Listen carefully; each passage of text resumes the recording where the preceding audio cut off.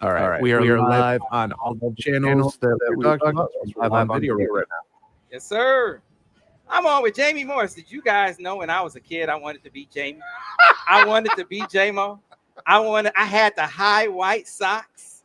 I used to do my legs like Billy White Shoes Johnson, but I didn't know who Billy White Shoes Johnson was. I thought it was J-Mo. I modeled myself after Jamie Morris. That's right. That's right, young kids. Everyone wanted to be like but no one wanted to be like J-Mo except for Sam. I wanted to be like Jamie Morris. That's right, my idol when I was a kid. When I met him, I was like, "Oh my God, it's J-Mo!" Oh my God! I do it all the time, Sam, and I get chastised by him. Oh man, and then oh my God, is that Jamie Morris? Then he became human when I started going out and partying with him, and then I realized, oh my God! Then I realized he was just a regular wingman, regular guy, that J-Mo. That's right. That'd be him. That's right. Hey Sam, no rush. Whenever you can, pass that list on. I'll get the whole look tomorrow ready to go. Sir, I love J-Mo though. That's my brother. Don't let him be the designated driver though. Wow. Wow. He'll leave you hanging. Oh, is that CJ? Yeah. Look at CJ. So it's the parade of colors. Is CJ? Is he a running back? Is he a running back? He's a midfielder. Yeah. Okay. My man. He's left-handed. Okay. My man. Okay. His world is different, and we have to teach him differently now. Okay. It's kind of fun. So, is he gonna play football? Yeah. We've been doing flag. Okay. We're doing flag. He's doing soccer. I've made more soccer games than football games this year. See, now that's a battle. I'm looking to see how you gonna win that battle, J-Mo. It's you know what? That's what his mother played. She played soccer. Okay. So I mean, okay. And hey, we got to be back from commercial break here in a moment. Okay. It's the beatings. So we have Denard Robinson. And Sam, I joked about it on Thursday. I'm gonna bring you guys back to some Bad Bunny. Mm-hmm. Do you know I don't know a single Bad Bunny song? Me neither. No, I don't know what Bad Bunny I have no idea. They say he's gonna do the Super Bowl. I said, that's gonna be my first time. Exactly. I gotta go in depth. People on stream won't be able to hear it, unfortunately. But you guys will. Mm-hmm. It was great. Yeah, I don't have any idea who Bad Bunny, what he sings. That's gonna be a revelation. Oh, I know this song.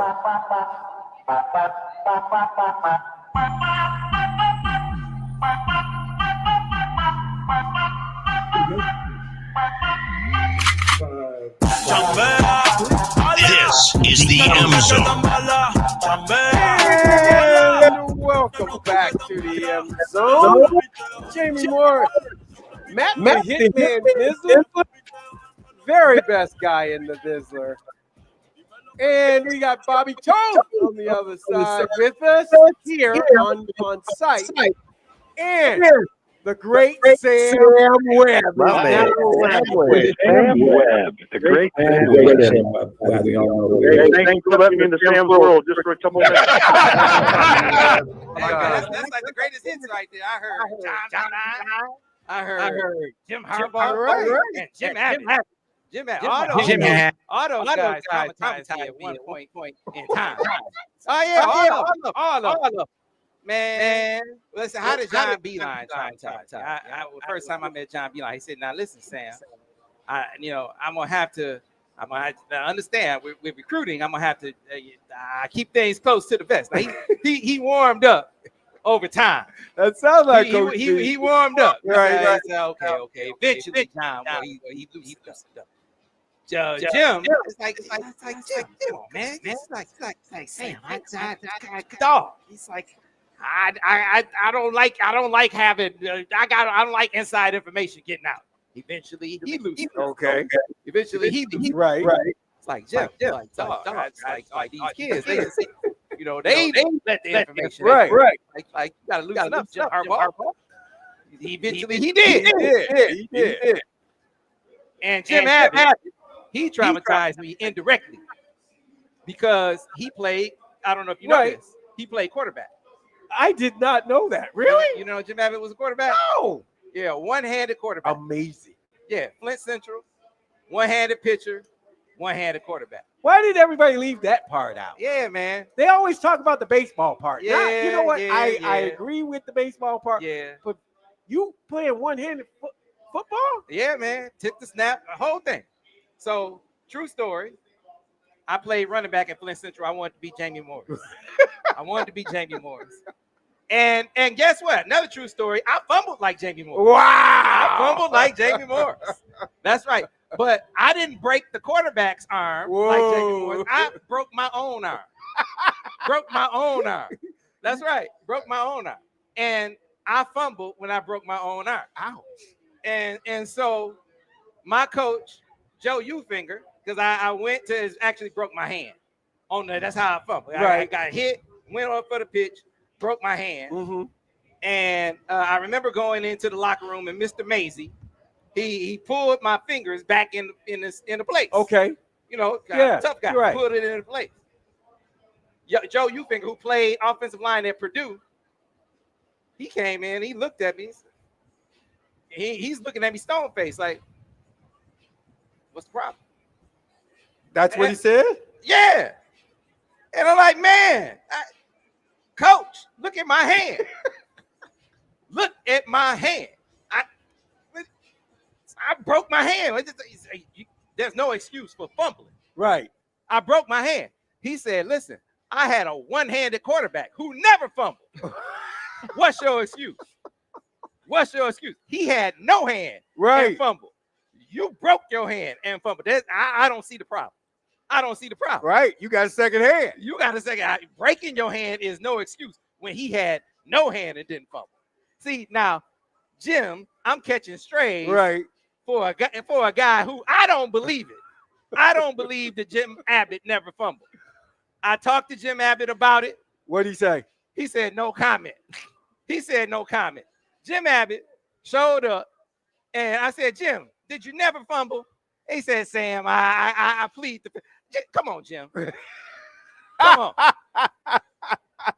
Jim Abbott, all these years. Right. You know, you can relieve the stress and the strain. You can take some flack off of me for all these years. Right. And let me know that this trauma that I sustained as a kid from my coach telling me that it was no excuse for me fumbling with a broken hand because you didn't have a hand and you never fumbled, that wasn't true. He said, no comment. Wow. Come on, man. He wouldn't I don't buy it. He had to fumble at least once, J-Mo. in practice. Come on. In practice. Maybe Urban he just legend. fumbled in practice. If you believe that Jim Abbott fumbled at least one time, can you drop it in the comments on the YouTube page, on the Twitter page, on the Facebook? Can you tweet at Jim Abbott? We know you fumbled, Jim. Come on, man. Now, I cut him some slack because Jim Abbott, now I didn't know this. He did reveal that the Abbott family, they are the architects of the Flint style coney. They created the recipe. Wow. For the Flint style coney. Abbott's Meats. They were the meat, the butcher. So there were two butchers around the corner from me. It was Maxi Meats that was around the corner from me, and then right down from Maxi Meats down the street was Abbott's Meats. I had no idea that Abbott's Meats was Jim Abbott's family. I said, Jim, that was your family. That's man. incredible. Give me some free meat, Jim. Come on, man. That's the least you can do. They just closed Abbott's Meats, by the way. But yeah. Wow. Yeah, I didn't know that one. Yeah, man. I'm giving you all kind of history. Yeah, that's good. Yeah, so I forgive Jim for traumatizing me because his family is Abbott's Meats. That's cool. That's right. So they wanted to know what's different about the running backs today compared to your day, J-Mo. That someone just walked up and asked me that. What's different about the running backs today? What's different about them? Yeah. They still, you know what? We don't cut on an inside foot. Never did. Coach told us one time, you see players falling down all the time because they're trying to cut on that inside foot and they go down, Mm-hmm. don't cut on your inside foot. Okay. And I've seen this all season long. Saw it last season, cutting on your inside foot. It's the outside foot you cut on, Okay. not the inside foot. Okay. And we have a lot of tripping and falling for that. And that's coaching, though, I think. Okay. But I know Tony's told him. Because Okay. I told Tony, inside foot, don't try to cut on it. He goes, I know. Okay. Freddie J's there. He knows. Well, see, here's the thing that came back with Jim Abbott. With Jim Harbaugh. He brought back that power running gap scheme. I'm gonna bust you in the mouth, power counter. We gonna hit you hard. Yeah. We gonna hit you with the duos. We gonna make it happen. Yeah. And then now they said with the advent or with the hire, with the introduction of Mr. Chip Lindsey, he said, listen, we gonna get outside with some outside zone. We gonna toss that in as well. And J-Mo, they have added that to the arsenal in a big way. It has become a huge staple run. No, you're right. To what they do. I like what because they're doing. they last week they rushed for 200 yards with the not last week, but a couple weeks ago. 2 weeks ago. 200 yards with outside zone, and now teams have to account for that, right? Because Michigan can still hit you with counter, power, duo, and now they can get outside with the zone runs. And what are you gonna do with now? You throw quarterback runs in there as well. Right. They're one of the most versatile running scheme teams in the country. Right, and you gotta account for all three of them. And the thing about that, those young guards, they're getting up on the next level. Mm-hmm. You could see them climbing. It's Jerome did something before he left. He got with those. He had to got with those young bulls, and they're climbing the level, and they're doing what they need to do. It's going to be hard for somebody to get back in there. I'm sure you don't lose your. I do believe this. You don't lose your job to an injury, but you better muscle up when you get there. All right. So Jamie, what was your longest run from scrimmage at Michigan? I think it was 74. Oh, what? Yeah. Jamie, you ran 74 yards from scrimmage? J-Mo ran 74. Right. I had no idea. Right. I had no idea. I thought I just thought it was like 30, just like 20, 30, 40 yards. I really did. Yeah, right. I really did, J-Mo. Yeah. I didn't think you was getting down like shoelace. I ain't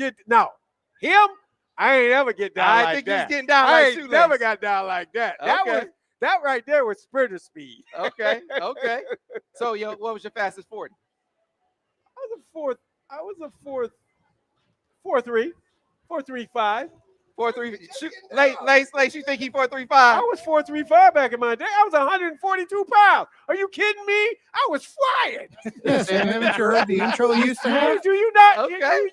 Wait a minute. I had wings. Okay. At one time. So yeah, J-Mo, he was the man back in the. I admit, like I said, when I was a kid, I wanted to be J-Mo. I loved this brother. I didn't stop idolizing him until he left me hanging at the club. That's right about that. That's when I stopped idolizing. He left me hanging at the club that time, and that's when the idolization stopped. But I still love you, brother. I still love you. We are at the University of Michigan Credit Union touchdown tailgate. We are having a great time. You need to come on down 340 East Huron. It is a grand and festive occasion. Bring your kids. You need to come on down. They have the inflatables for the kids. They have games. They have face painting. They have plenty of great food for the food trucks. It is a free event, and you have the opportunity to meet the great Jamie Morris. No, not just me. You have the opportunity to meet the great Denard Robinson, who is going to join us here on the other side. Plenty of great stories and great tales. Again, the opportunity to be around greatness. I don't take it for granted that I get a chance to be around these brothers all the time. There's a nice wind going through here. Yeah. You got a nice wind. And so when we come back on the other side, we're going to hear. So who was the fastest? If you ran 4.35, see. We call Mike Gittleson. You like to call people. We do. Call Mike Gittleson right now. Lace didn't run much faster than 4.35 now.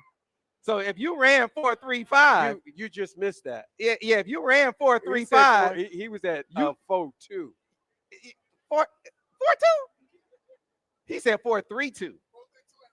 4.32. So I ain't run that at the combine. So 4.35, you was running just like Lace. Back in my day. Get the hell out of here, Jay. I ain't gonna lie to you, bro. You know, you I'm not getting down lying like to you. you running like Deion Sanders. I was You running like Deion Sanders, Jay. This man unbelievably humble.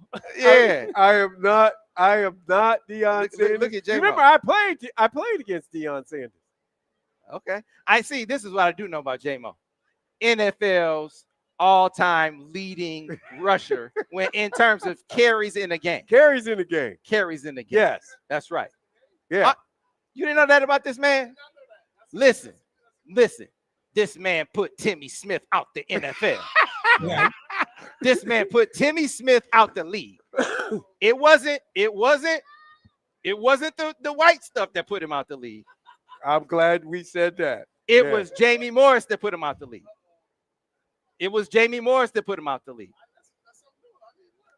See, Timmy Smith, Timmy Smith played in the Super Bowl? Yeah. And you never heard from him again? You know why?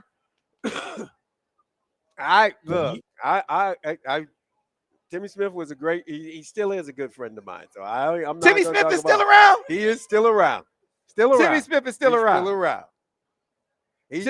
He's still around. Timmy Smith cleaned up his act. Tried to get some free tickets over at the Commanders. Timmy Smith. Well, Jamie Morris. How many carries in the game? 45. 45 carries in the game. 45 carries in the game, Shoelace. So when we come back on the other side, we are going to be joined by Denard Robinson. That's the thrill of mine right there. Denard Robinson is going to join us because Denard not only played quarterback, he played running back. He did play running back. He is our Monday morning quarterback on the Michigan Insider on the Big 1050 WTKA. Mm-hmm. So he can break it down. He can break down quarterback play. He can break down running back play. And he can tell us who's really the fastest, Jamie Morris or Denard Robinson. Wait a minute. We already know that. Jamie, you just said you ran 4.35. I did. Back in that day. See, man, Bo's not around. Bo's not around to tell us. Bo's not around to tell us. No, Bo's not around. Bo's not around to tell us. No. See, I'm not buying it. I wouldn't tell a fib. I'm not. I got Jim Harbaugh. I'm about to text Jim. I'm about to text Jim Harbaugh. I'm about to text Jim Harbaugh. Wait a minute. The slowest quarterback we had. I'm about to text Jim Harbaugh. Tell him. You think I'm not going to text Jim? I don't care if you can Sam, text him. Ask him. I'm going to text Jim Harbaugh I know right what now. I ran. I know what I ran. I'm texting Jim Harbaugh. Don't even. I'm texting Jim Harbaugh right now. Dear Jim, you think I'm? Do you remember think I'm when lying? Jamie ran? No. I bet you $5 he'll say, no, I don't remember. I don't know what I had for lunch today. That's what he would say. All right. So here, listen, J-Mo, it's your show. Send us the break so we can get Denard Robinson on the air because the fans are waiting to get with Denard. You're so send us the break. You've been listening to the M Zone on the Big 1050. Is that better, Miz? Clear on the radio, guys. Where's Miz? Can you hear me? He ain't on still. No, you're off. You're clear. Oh, all right, Lace. We need a chair for Lace. Right behind you. So I want to adjust the sign. Okay. Yeah, grab this chair for Lace. Oh man, How you doing, man? You good? What's up, man? What's happening, baby? 1050. I'm with the big dogs. Yes, sir. I'm hanging with the big dogs today. How was the shoot yesterday? It was good. It was good. Tyrone was really good. Man, really? You know how Tyrone is. He don't play games. He don't be playing. He'll tell it to you. Hey, Bobby, can you give me the Wi-Fi code? Can you text it to me? Okay.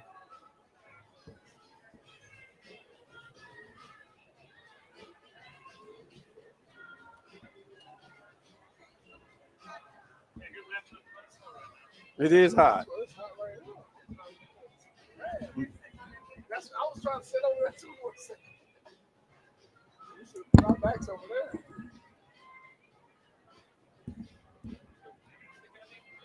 I wasn't thinking it was gonna be 80 degrees. Hell no. I just got done running 3 miles and doing jump rope. Took a shower and got ready to go. Hey man, did you partake in what do they have? They have the what's my the San Pellegrino water in the car? No, Oh man, you got to come on, man. I didn't see that. Fancy water. Yeah, when you riding a golden limo, What's you that? got to get the San Pellegrino, man. Regular water in there, man. No, man, the San Pellegrino. Okay, all right. That's the golden limo difference. I didn't have that today. Yeah, man, that's the golden limo difference. I believe we call that bougie water. Bougie. It's just bougie water. It's not bougie water. It's It's water with bubbles. It's got bubbles in it, man.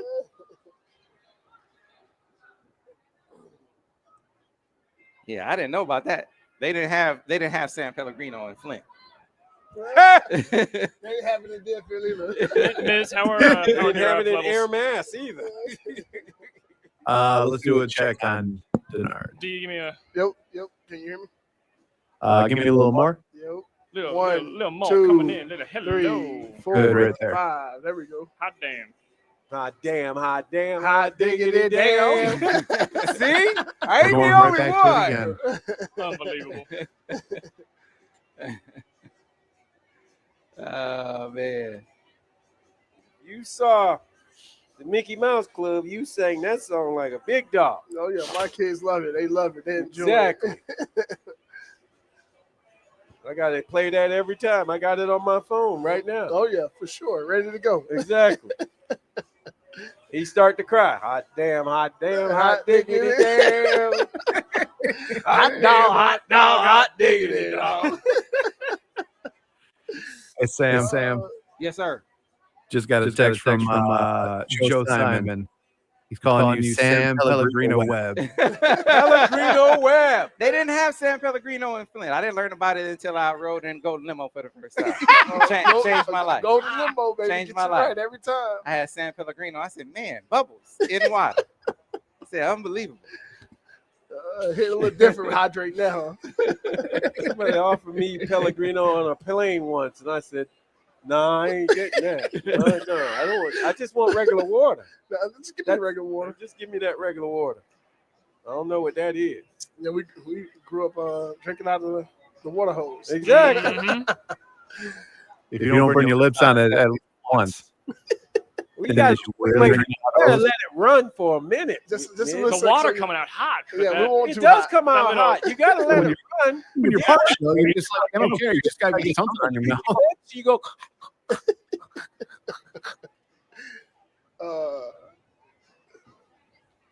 Miss, can you text me the code, please? Yes, sir.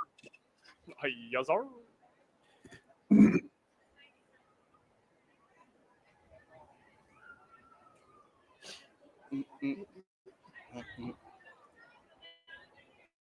Oh, I see how We're it's gonna done. be back in a little over a minute. Yes, sir. Yes, sir. Little Yes, over a sir. minute. Code is still sent. Thank you very much. I'm gonna see if I can get a couple of shots for the people, so I can get some, so they can see what the Are you able to hear what me? the if I do touchdown tailgate looks like. Damn, yeah, I should take some pics, throw it up on the IG. Yeah.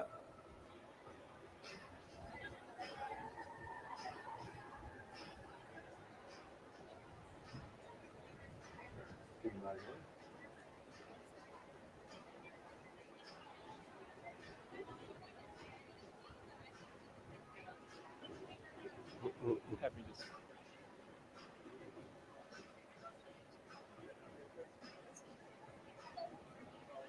His left, gets the snap, running left behind Vincent, cuts it upfield and into the end zone. Touchdown, Michigan. How long you here for? Denard Sam? Robinson with Till 6. 27 seconds to How go. about you? Regains the 6. lead for the Wolverines. If Sam leave, I'm leaving. 24.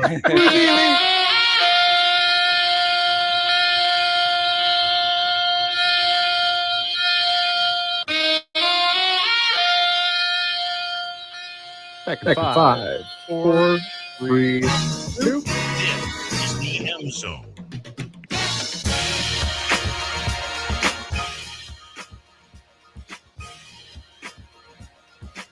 This is the M Zone.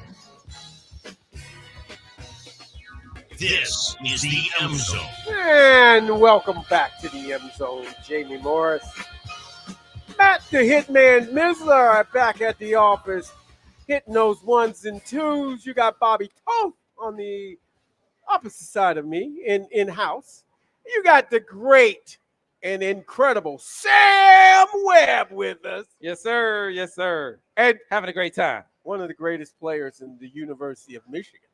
And Vincent Smith to his left, gets the snap, running left behind Vincent, cuts it upfield and into the end zone. Touchdown, Michigan.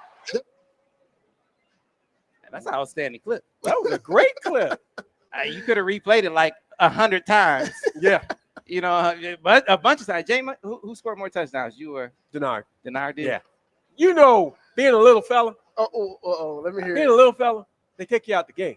Oh. They don't have enough confidence in you. You can bully ball They it. didn't take you out the game. did they, Yeah, Jamie? yeah. I had to cuss them out when I don't became a remember. junior. Who was getting your touchdowns when you got close to the end You know, zone? I'm not telling. I don't I'm not remember them telling. taking I you. know they take me out the game. Man, all you the just time. hurt my heart, Jamie. That's what I'm trying to figure out who took your touchdowns. Because I I'ma say wanted the this. ball when I got close Yeah, to the red zone The too. I'm gonna say this: the quarterback and the other running back. See, now I remember Jim taking you. Yeah, he Okay. take touch. Hey, Jim said, "Hey, y'all get me to the 2. You're not getting the ball. Y'all ain't getting the ball. None of y'all getting the ball. You're Was not it getting the tush ball." push? What was it? It was Yeah, tush no, push? he was no. We went to the bone. Remember, we went to the bone, Sam. Okay. We would go to the bone. He go, he he'll fake fake it to in there. He fake it right to Bob Perryman. Uh-huh. Pull it, and then Bobby going, motherfucker. See, I wanted my guy. Punch you for family. When we got close to the He red wanted zone, to share. I would give it to him because most of the time Not the Jim. defense That's would it. come to You me. want to So play I with Lace. You Yeah, I want to play with Jim. Always. Fitzgerald had his best season with me. I was at the quarterback. He rushed for 1,000. Fitzgerald See? 2 signs. So You let me get my 1,000. Now I got my 1,000. 3 in a row, 1,000. okay. But come touchdowns every time. He said he wanted to be the one walking in the end zone. He walking in the end zone every time. We was at Fiesta Bowl. I was having a game of my life. Okay. So the week before, at the Ohio State game, Sam, you'll remember this one. Okay. Let me hear The it. Ohio State game. I'm having a game. I mean, I'm swashbuckling all over the field, right? Uh-huh. I got 68 yards on 6 carries right Okay, now. So you working. So I'm working it. All of a sudden, I catch this pass from Harbaugh, and I'm making a move. Mhm. Chris Spillman knocked the ball out of my hand. You know the rule. Uh, Come on over here to coach, and you're gonna have the best seat in the house. I sat there. I rode that bench too, Sam. I rode it with pride. Then when we went to the Fiesta Bowl, uh-huh. I was still mad at him for that. Oh, so did you make another team pay? Who you guys play in the festival? Nebraska Okay, they paid for made it. them pay. Made them pay. Wait, he made you sit the rest of the game? Oh, I got to come in on his Okay. great Kolazar pay. Oh, yeah. I remember that. That was a hell of a pass. It was a great pass. He That was a got great knocked out too. He got knocked out. I got up and said, That was after the Minnesota game. "Yeah, That was after yeah, Minnesota. yeah." game. You want to talk about that one too? Oh, Nah, I don't wanna what talk happened in about that. Minnesota? Now, hold on. Oh, Yeah, we looked- Man. So Bo became a prognosticator.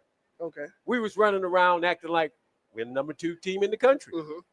We was feeling good about ourselves, Lace. Yeah. Minnesota was like Easy money. they Ricky didn't have Foggy, any- yeah. man. Ricky Foggy. Okay. Was Tony Dungy there? Tony? No. No? Wow.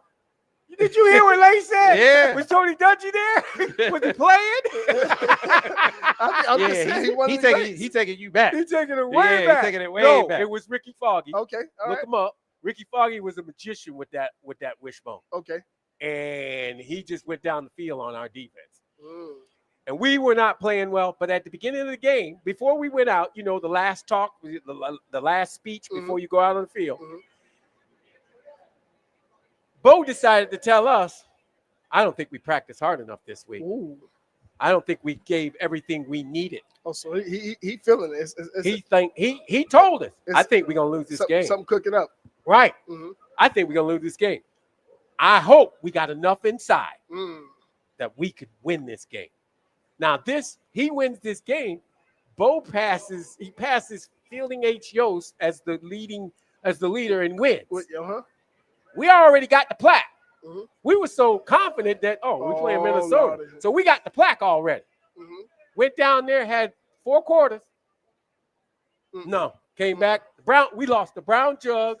Had to take that. Big Johnny didn't know what happened, so he was getting ready to say, here's that plaque. We had to throw that in the shower. So Bo didn't know. I mean, we had already Did it come down to the end of the fourth quarter? What happened? Yeah, we tied it. We tied it up. We Mhm. just went for a tie. Okay. They went down the field, kicked the field goal. Chip Low Miller kicked the field goal. And Lace, they hadn't seen that jug in 20-something years. Oh, man. So they came over with like it was the greatest thing. They won the national championship. So they marched around. Oh, they went around the stadium. They did all. It was the worst feeling of my life. Oh, for sure. You don't lose one of those trophies. No. No. Yeah, man. That's bad memories. Paul didn't come home with me a lot. I'm just saying. Paul was in Lansing for what a did your long quarterback time. say after that game? What's your quarterback say He after that game? guaranteed the game. He guaranteed the game. They asked him about how does he feel about playing Ohio State. He went, we'll win. I guarantee it. That's strong. Yeah, man. That's strong. Yeah. That's yeah. strong. Yeah. That's strong. He made a guarantee. Okay. He made a guarantee. Anybody guarantee y'all's games? Did you have any game that's something where you needed to win? Well, I knew my senior I wasn't losing to Michigan State again. Okay. So after my senior year, I made it my business not to lose the state. That was my business. We're not losing them at all. That was my biggest thing. I mean, they had beat us 3 years. Right. That I was here, and I said we won't be losing them. We gotta beat them. Right. And so that was the only rival we hadn't beat since I had been there. I said we won't lose them because they were more physical team than we were. Right. So I'm like, we gotta fix that. We have to fix that. Wow. And so we fixed it. I mean, we had to win that game, and so we came into that game. I told Taylor, you jump off sides the first play of the game, so we could set the tone right then and there. Wow. And we set the tone early. We knew we wasn't losing that game at all. You can ask Taylor. Taylor will tell you. We knew me and Taylor circled that game on our calendar that we wasn't losing that game. And that was from the year before. Because that was the only team that really kind of beat us the year before. We lost against Iowa on the road, but Iowa, it came down to the end. I think personally, Junior Hemingway caught the ball in the back of the end zone. Game. But we played Michigan State. They out physical us. We kind of did the jersey switch before the game started. It was one of those games that kind of like started off odd. You know? So and we try to get back into it, but they ended up beating us. They ended up beating us probably by like 7 or 14, something like that. Okay. And we shouldn't have lost to them. They wasn't a better team than us, but they beat us because they was more physical than us. And I said my senior that won't happen again. No, that's tough. That's tough. No, I was like, that would not happen again. That's a tough way. I mean, to go out and play. I get it. Yeah. So that was one game that I always said that's we can't lose that. And then the year before we played Ohio State, that we practiced that whole season to beat them. That was the one team 2011. That was the one we said we won't lose to them again. And so that we circled that on our calendar that year, and everything was beat Ohio. I mean, everything we did was beat Ohio that whole season, and we literally to beat them that year. That's awesome. So that whole season, I mean, from the summer workouts was beat Ohio. Every time we broke, it was beat them. So that was our mindset. I mean, you got to have that. Yeah. I think that's the thing. All right, so talk to me about the Michigan offense. Okay. Chip Lindsey has come in, and he's got a fabulous quarterback, but he's got a quarterback that we didn't know about. Does he have a hand on this now? Do you think he's got a grasp of who this kid is and what he can do? I think he's still got time to realize, because this dude is special. Yeah, he is special. So like, I think he knows he's starting to get a feel for him now. As you can see that he's actually putting run plays in for him now. And so now the more you do that with him, the more you start having, because now I feel like he's one of those kids, once he get a hit a couple times, you know how it is. You get that first hit, you're like, oh, all right, I'm ready to go. Now, and you can see that the more he get hit, it seems like the more he's like, All right, I'm going to show y'all. I'm going to start going down the field. I'm going to start running the ball. He's getting more comfortable. And you could tell by like him running that first touchdown. It's kind of cool to see it, you know. Yeah. I knew how I felt when I got a couple hits or when I got a couple runs going, and then I start throwing it, and I start getting you that. Scored on the first play of the game in your first game. Are you kidding me? You slipped. You slipped and then kept it going. Yeah. I mean, come on. So that feeling, when you get that feeling. Honestly, I really don't know. I don't get the ball that much. It's that confidence. You ran. I had some runs. I did. I had some. No, you had more carries than I had. I did, but what I'm saying is, I ain't see the end zone as much as you did. That's some real estate I don't recognize too much. Yeah, I see Stevie D. What's up, Stevie D? I see Ira Weintraub here at the University of Michigan Credit Union touchdown tailgate. Sir, the guys. That is right. This is a great event that we are at. I see lots of inflatables, kids having a great time. This is a free event. Come on down, 340 East Huron. Free food, lots of great events for kids to enjoy. So come on down. The event is free to enjoy until 7:30. So come on out. You're looking for something to do. No better place to be for the rest of the afternoon and into the evening. So come on down and enjoy the festivities while you can. And Shoelace is going to be here. And so is Jamie Morris. Yeah, I'm here. So is Jamie Morris. Yeah. Lace, I wanted to be J-Mo when I was a kid. I wanted to be J-Mo when I was a kid. Here's the funny thing about it. I just seen the Charles Woodson jersey. I told somebody, I said, man, he's the reason I came here. I came to University of Michigan because of Charles Woodson. Really? And I told him every time I see him, I always tell him, like, hey, man, you're the reason I came. Because watching that dude play football, man, he was special with the ball in his hand. Graceful. And he was special guarding anybody that tried to go against him. So, I mean, he called me when I was getting recruited. He got on the phone call with me, and I was playing NCAA. Here's the funny thing about it. Here's the story. So when we play NCAA, I'm in my back with my childhood friend Gabby Severino, and we sitting there playing a video game. And his highlight is playing in the background on the NCAA college game. And he calls me on the phone. And he said, "Hey man, it's Charles Woodson from the University of Michigan." I said, "Huh?"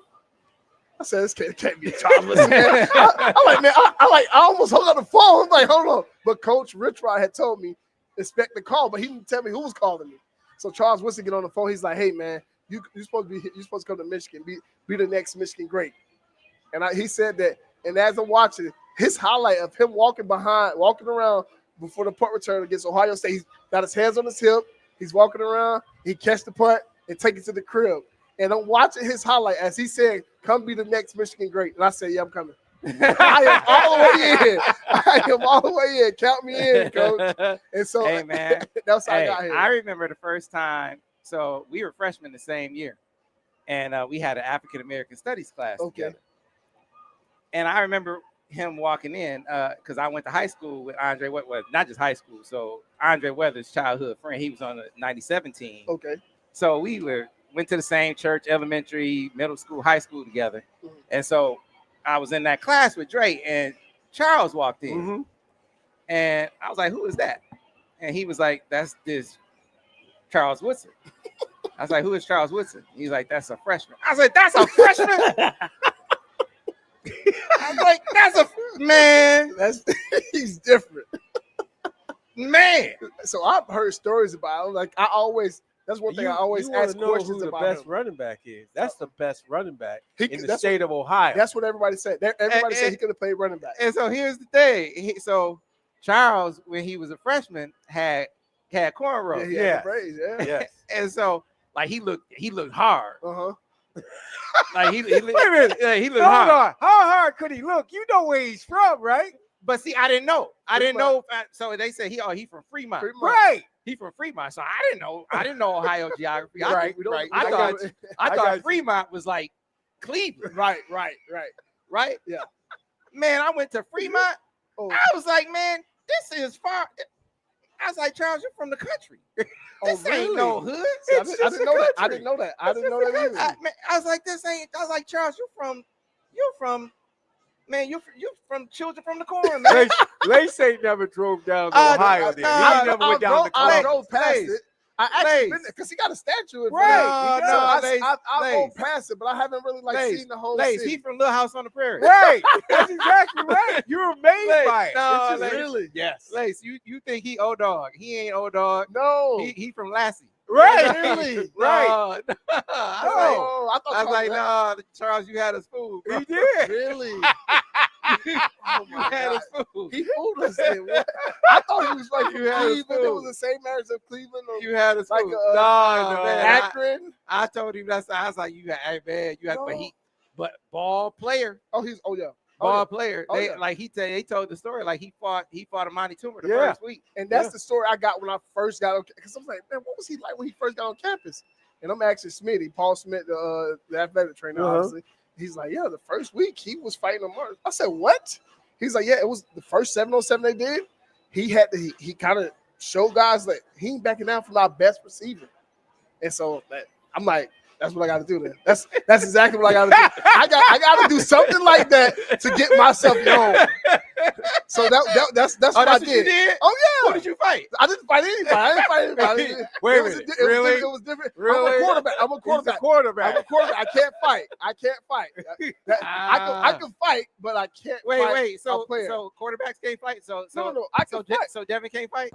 No, I'm saying we can fight. We can throw hands. I'm from the hood. We can throw hands. That's still there. It's still a part of the, But what I'm saying is, in order for me to be a leader, we can't be the guys fighting. Right. That's what I'm saying. So when I got on campus, we had a couple guys that were supposed to be fast.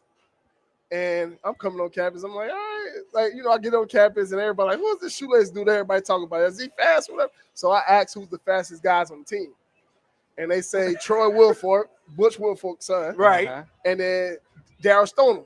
Those are the two fast guys. They That's from about Texas. right. That's about right. They from Texas. So Yeah. they all like, hey, from Texas.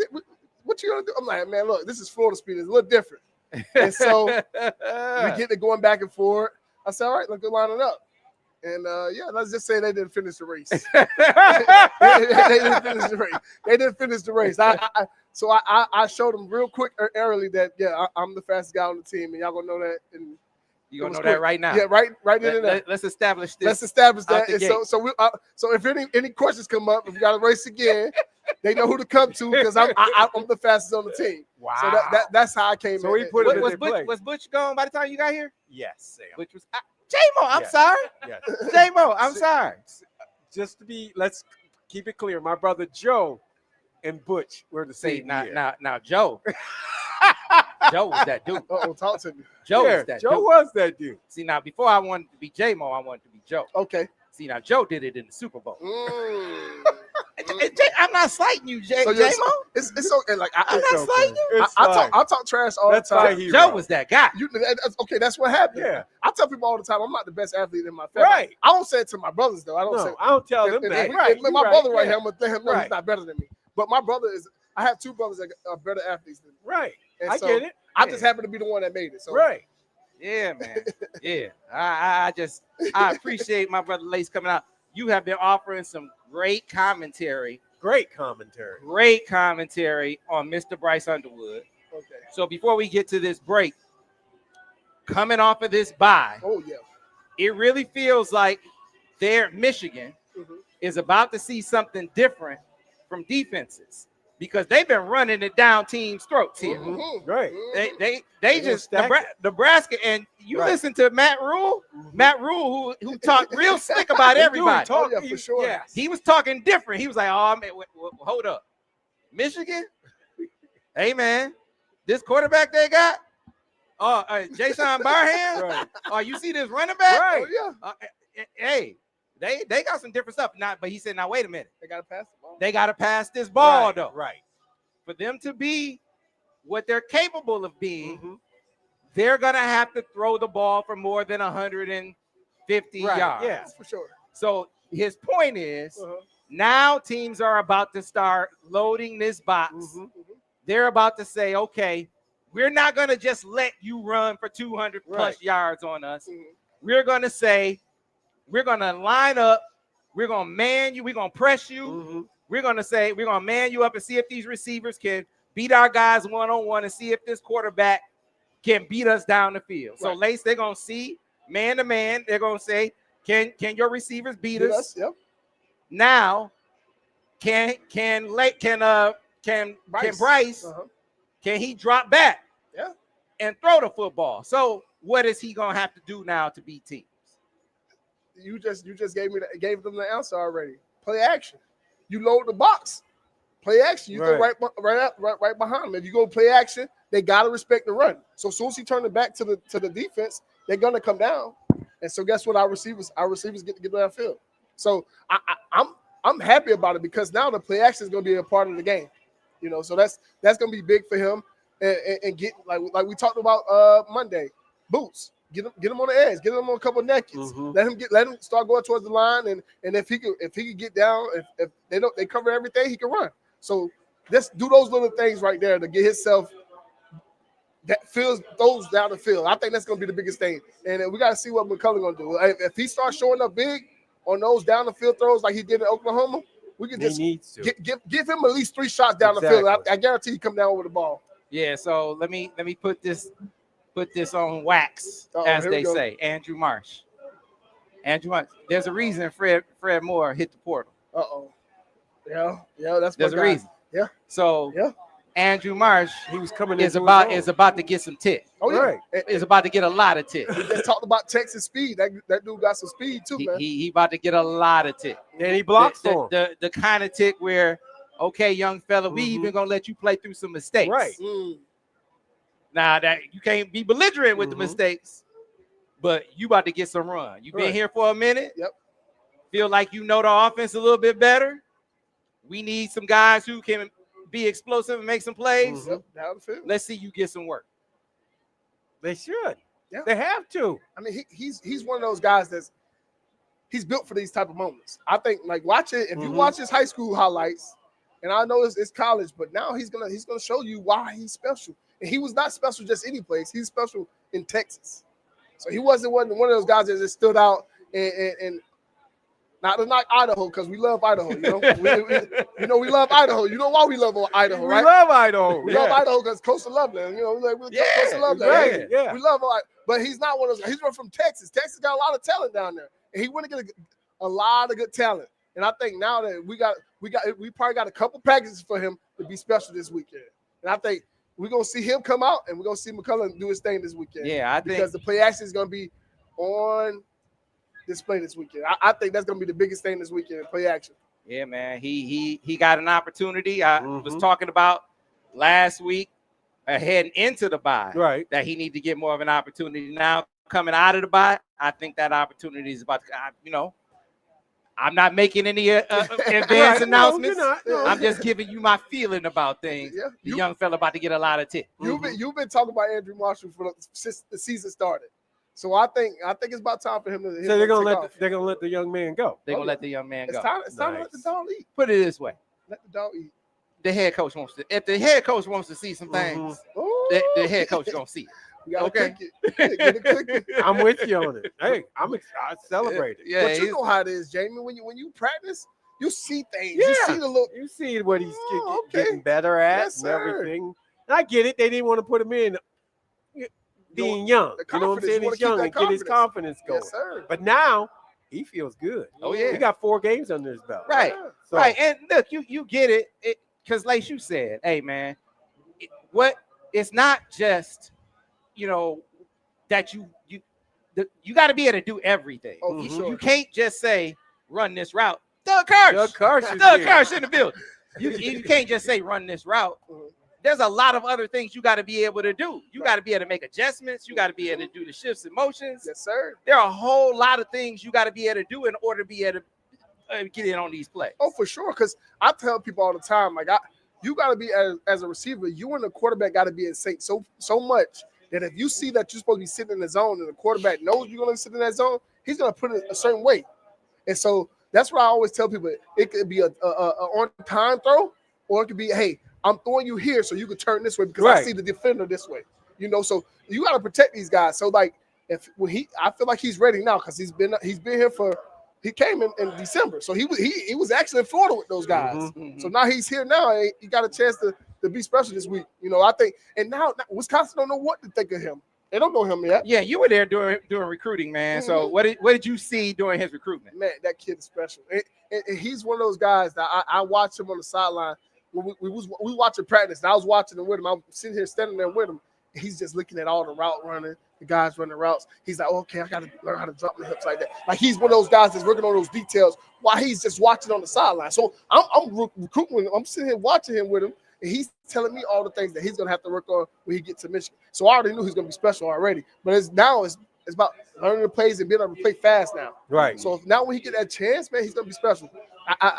I'm telling you, like that kid got something that a lot of people don't have. And that's just fun to see him develop. And I can't wait to see Saturday. Well, let me say it's fun to see Lace develop.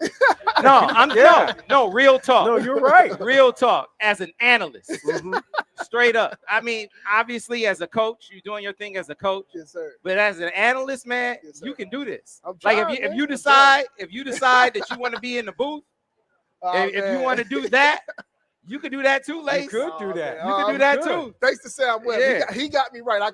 I be calling, hey, Sam, what you think I need to work on? So that's my guy. He's brought me in the right direction right now, man. He's helping me out. Him and Al Borges and Devin Gardner, my boy DG, that's my brother. So they always help me out to get me navigating how I'm supposed to be talking. So I appreciate y'all, man. Yeah. I appreciate See, it. that's And another needless to say, watch out Jason Avant.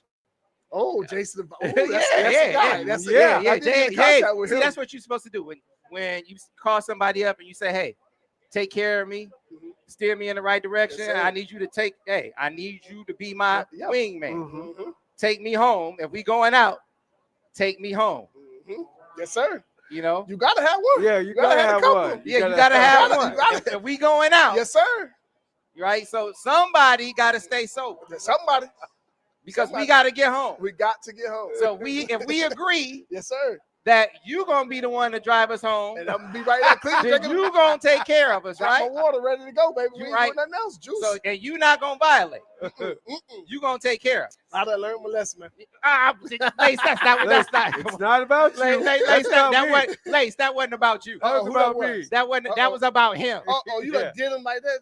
Yeah, Lace. Yeah, Lace. He did me like Oh, that. come on, Jay. Lace, he did me like that. Come on.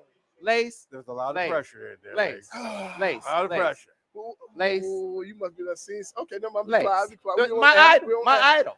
My idol. Me and J-Mo. Come Me and on, J-Mo, we went out. You got to understand. Listen. Hold on. J-Mo, this was like 10, 15 years ago. He was like, Sam, let's go out. And I no, this might be even 20 years ago. 20 years ago. 20 years ago. So So he tried to put more my years on idol, it. my He said- idol, He said it was he 5 was years like- ago. He said 10 years ago. yeah, 10 years. It was so long ago. It was It's like long. It It's was about been- 2 years ago. It No, was it's 2 a years minute. ago. it was It's about been 20 a years minute. ago. It was Okay. about 20 years It's ago. been a So minute. imagine one of your idols Uh-huh. asking you to go out.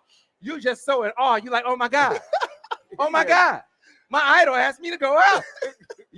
Let's go out. Right. Okay. And so he said, man, I'm gonna take you out. Uh-huh. You just have a good time. Okay. So and I'm gonna take care of you. Uh-huh. And so we go out, and so he gonna take care of you. And he said, you just do your thing, and I'm gonna drive us home. And so we go out, You did your thing. and I'm doing my thing, And he did. and he gonna drive us home. And we get later into the night. Lace. Have you ever- Lace. My idol Okay. is not doing idle things. Lace. He hanging out. He having a good He's time. hanging out, having a good time. I am the life of the party. Okay, understood. Understood. Hold on. And I'm trying to hold on, be I that look guy. up to this man. Be that guy and Okay. hold on. Yes, sir. You know, when you're the life of the party, everybody wants you. Hey, Yeah, if you yeah. ain't partying with me, there's something wrong with you. Come on, man. I'll have one. Come with on, man. you. I'll have one with This you. is Jamie Morris. I'll have one with you. It's supposed to be my idol. I'm looking up to this man. He's supposed to be an idol, a role model. I'm supposed to look up to him. Come on, J-Mo. Come on. You out of here? Left me out there. I Gotta got go, you. That's true. He, you know what? I deserve That's that. Yeah, he understood. deserves that. Understandable. He I deserves deserve I that. still love him. I still love it. That is crazy because my first time having a drink, the Fab Five was in Atlanta. I went out with them, and I didn't drink at the time. I didn't drink at all. So they went out. We was out in Atlanta. It was the Final Four. For the basketball. That's the one we lost Yeah. against. We lost with Trey Burke, Louisville. We didn't lose. We didn't lose. should've We got lost that robbed. game. That's true. That's That was true. a block. So I was hanging out with them. They got a section in the club or whatever, and I'm like hanging out with them. They like, hey, you gotta have a drink with us, and I'm like, I don't drink. So, but it's like it's the Fab Five, Right. It's the Fab Five. Right. So I'm like, there you go. and that's the first time they all was together. together. Yes. So I was like, I'm gonna take one. I took one with them, and I had to throw out the baseball pitch here in Detroit the next day. Oh So my if you God. ever watched the Detroit and I threw out the pitch, So that's what happened. that was the first time ever. That's what happened. That's your excuse, Stacey? Oh, I swear. Wow. I swear. I'm on. But that Look, put explains like this, it. put It like does this. explain it. I'm on the way. I'm on the way. Sam, it does explain I'm it. on the way to the game, right? And I thought I was going home. I'm like, yeah, I'm on the way home. I'm laying down. I'm with my girlfriend at the time, and I'm thinking like, yeah, we're going home. She's like, oh, you know, you have to throw out the pitch. I was like, what? I didn't sleep at all that night. So I'm sleeping on the way to the game because I'm tired. Wow. I get out the car, and that was like the worst Wow. day ever. That was the worst Was it day ever. free? Worst day ever. So yeah, that's what Well, happened. listen, folks. Denard Robinson is here for the people, the fans, our here Michigan fans at the University of Michigan Credit Union touchdown tailgate. The inflatables for the kids, the free food, the opportunity to enjoy yourself, to take advantage of the opportunity to mingle with former Michigan greatness in Denard Robinson, Jamie Morris. Braylon Edwards going to be here a little bit later. Come on down, 340 East Huron until 7:30. Come on down, enjoy yourself.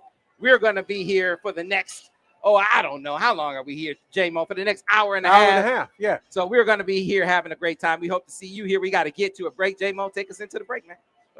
We're going to come right back. You're listening to the M Zone on the Big 1050. We're on radio. Where were y'all at? Y'all went out. Y'all was in town here? Or y'all was Detroit? Miz, what do we got roughly?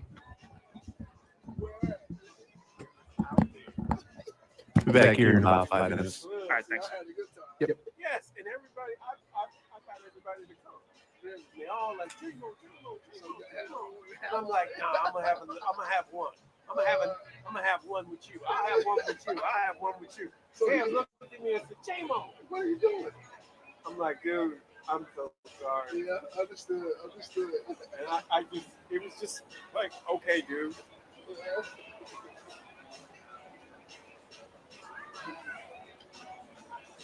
So your quarterback was Harbaugh and who else?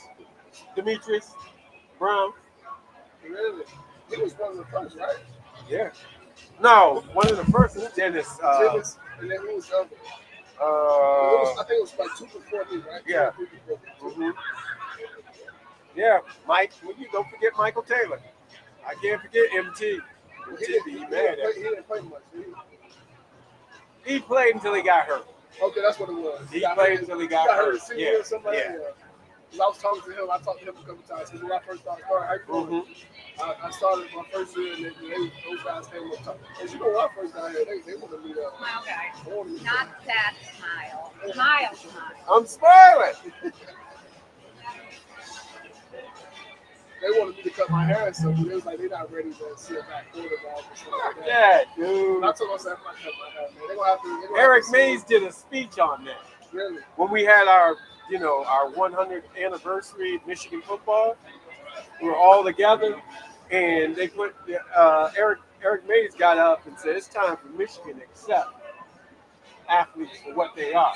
Whether it's the hair, whether it's this, whether it's that, or it's earrings. See, that's the thing. Like, Rice didn't have a real football. Right. It's like you got a back. Exactly. And that was the best thing that we ever did. Rich Rod ever did. I think that was the best thing Rich Rod ever did. When he brought you in, man, it was great. Yeah. That's why I told him, I told people like, did Lloyd Carr coach? I was like, nah, Lloyd Carr wasn't there. Right. If I was there, if Lloyd was there, I would never came in this. No. Lloyd wouldn't have done it. No. Lloyd would think he's violating the white man. So who was your coaches? It was Bo and Just Bo. Okay. Gary Moeller coached my last game because Bo had his heart attack. He was in the hospital doing his test for his heart. Started having a heart attack on the test. And then, like, I go to practice. Everybody goes, I got reporters in my face saying, do you know what happened to Bo? I'm like, no. I go in. Gary Moeller tells me, he says, come with me. Get in the car. We drive over there. He's got all the tubes in him and everything. I'm like, I'm sorry. Just what's want to up? say hello, How brother. you doing, man? What's up, man? How you doing, man? Yes, sir. I see you laughing, baby. That's what I'm talking about. Oh, yeah. How you doing? Good, I'm Joanne. Jadar, nice to meet Nice to you. meet you. I work for another radio station. That's okay. Okay. My husband Mark. How you doing, Jadar? Nice How to you meet you, doing? man. Yes, sir. Would you like to sign my jersey? Or are we not doing that anymore? I can't sign. I was supposed to How about sign. a photo? I have the photo, yes. Okay, Yes. let's do that. Where's your phone? Out there. Where's your phone?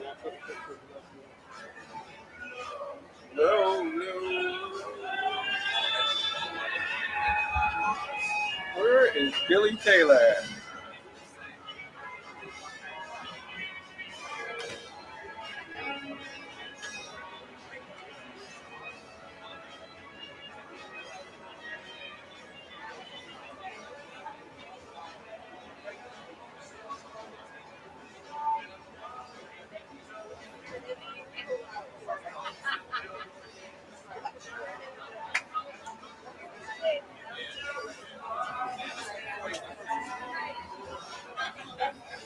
Jamie will be back here in about a minute. Okay, hear me out. The boys are running a little late. I'll get them on as soon as I can. Okay? They'll be here. Bobby, listen. They're gonna be here as soon as they get here. We're gonna put the headphones on their heads and we're just gonna do the interview as short or as long as they can be here. Okay. But they're supposed to be here. Okay. Is Denard gone for the time being? No, he's over there taking pictures. Okay, sweet. I just, making sure. Okay. No, he's over there taking pictures. Okay. Trying to go get stuff set up next door, so I'll get those guys. Okay? Yeah, someone stole my power cord that I would plug over there, but I'm sorting it out. Okay. Or borrowed. All right. You're coming back from break. Stand by.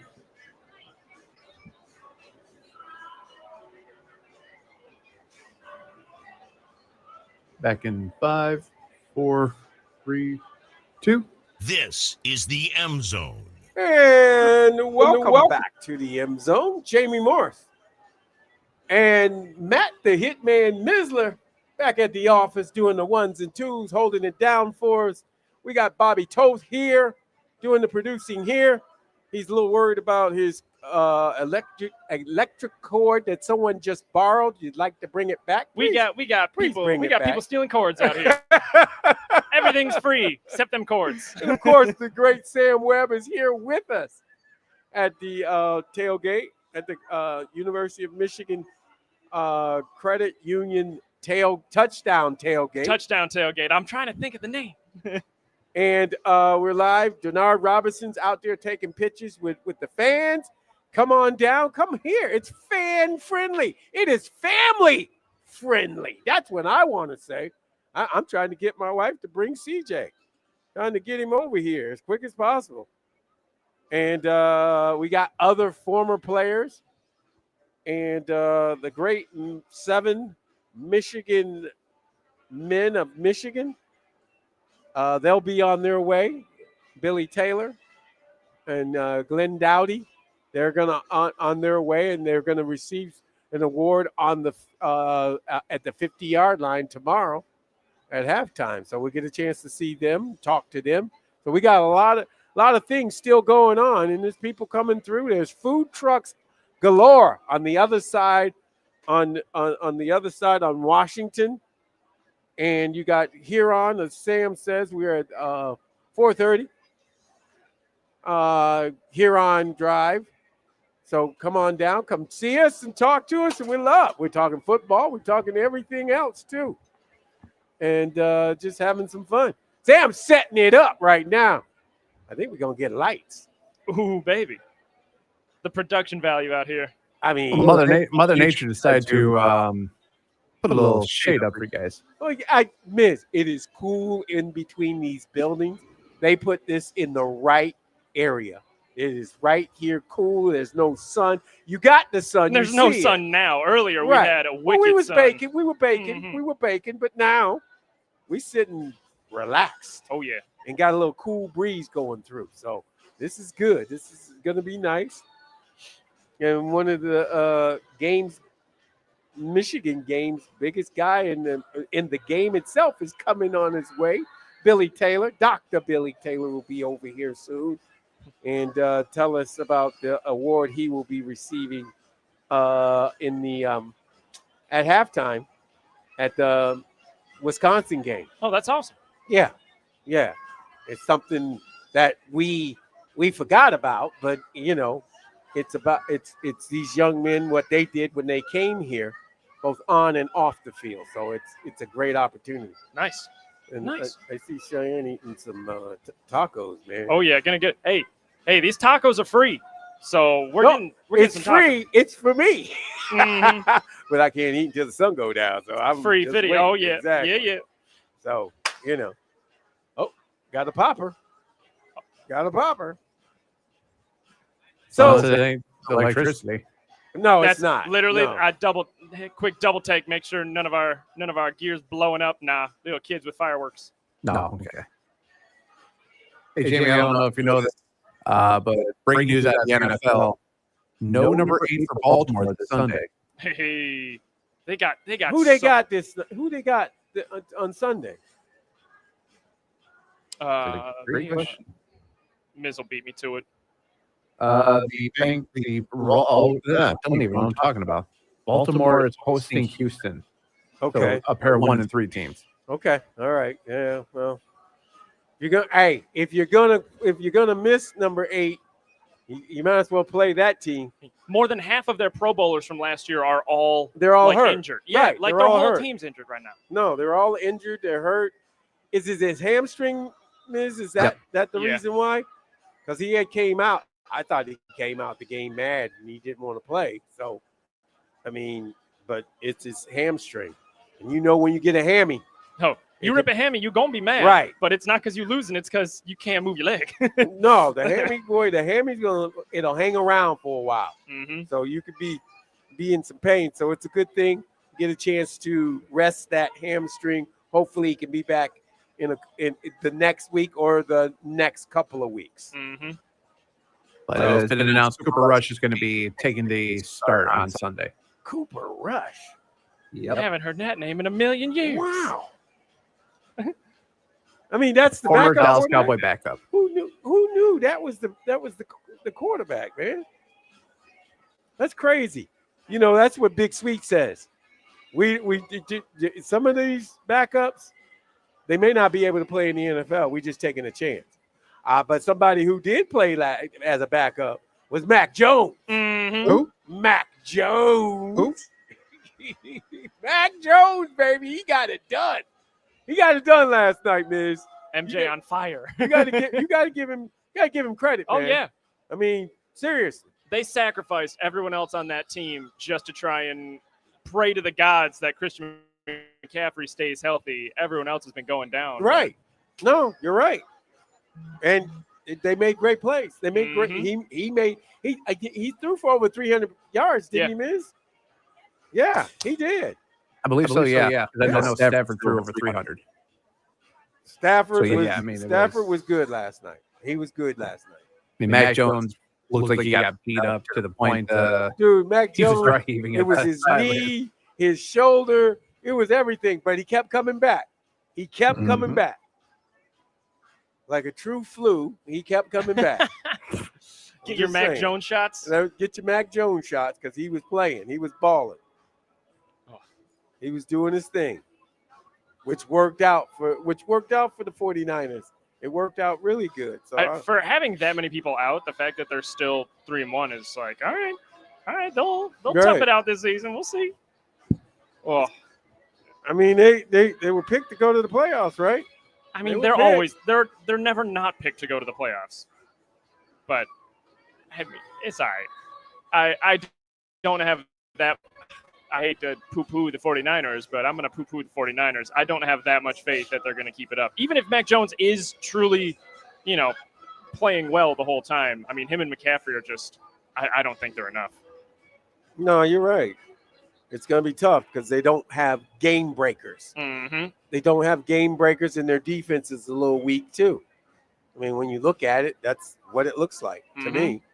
I mean, what'd you say? I was going to say, when you look at their depth chart, like all you see are O's next to everyone. Juwan Jennings, Ricky Purcell.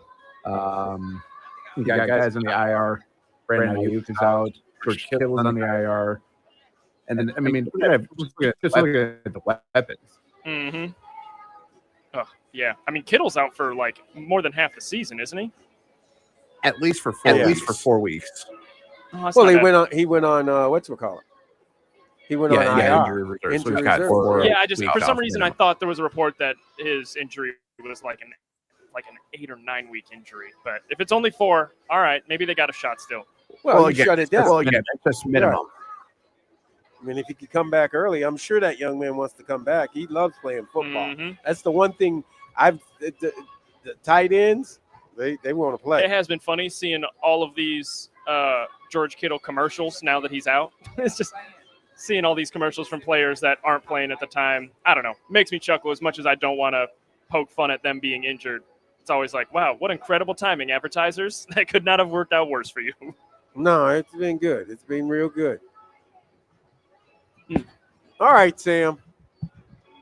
I got to hear how you feel about the Tigers now. Mm-hmm. Their chances hold on. now. Hey, man. Second he puts the mic back on, is like, call him out. No, I'm not calling him out. I want to know how he feels. He's trying to make the argument different than the one that I made. I didn't say that the Tigers were a. No, you didn't say. I didn't say that the Tigers were a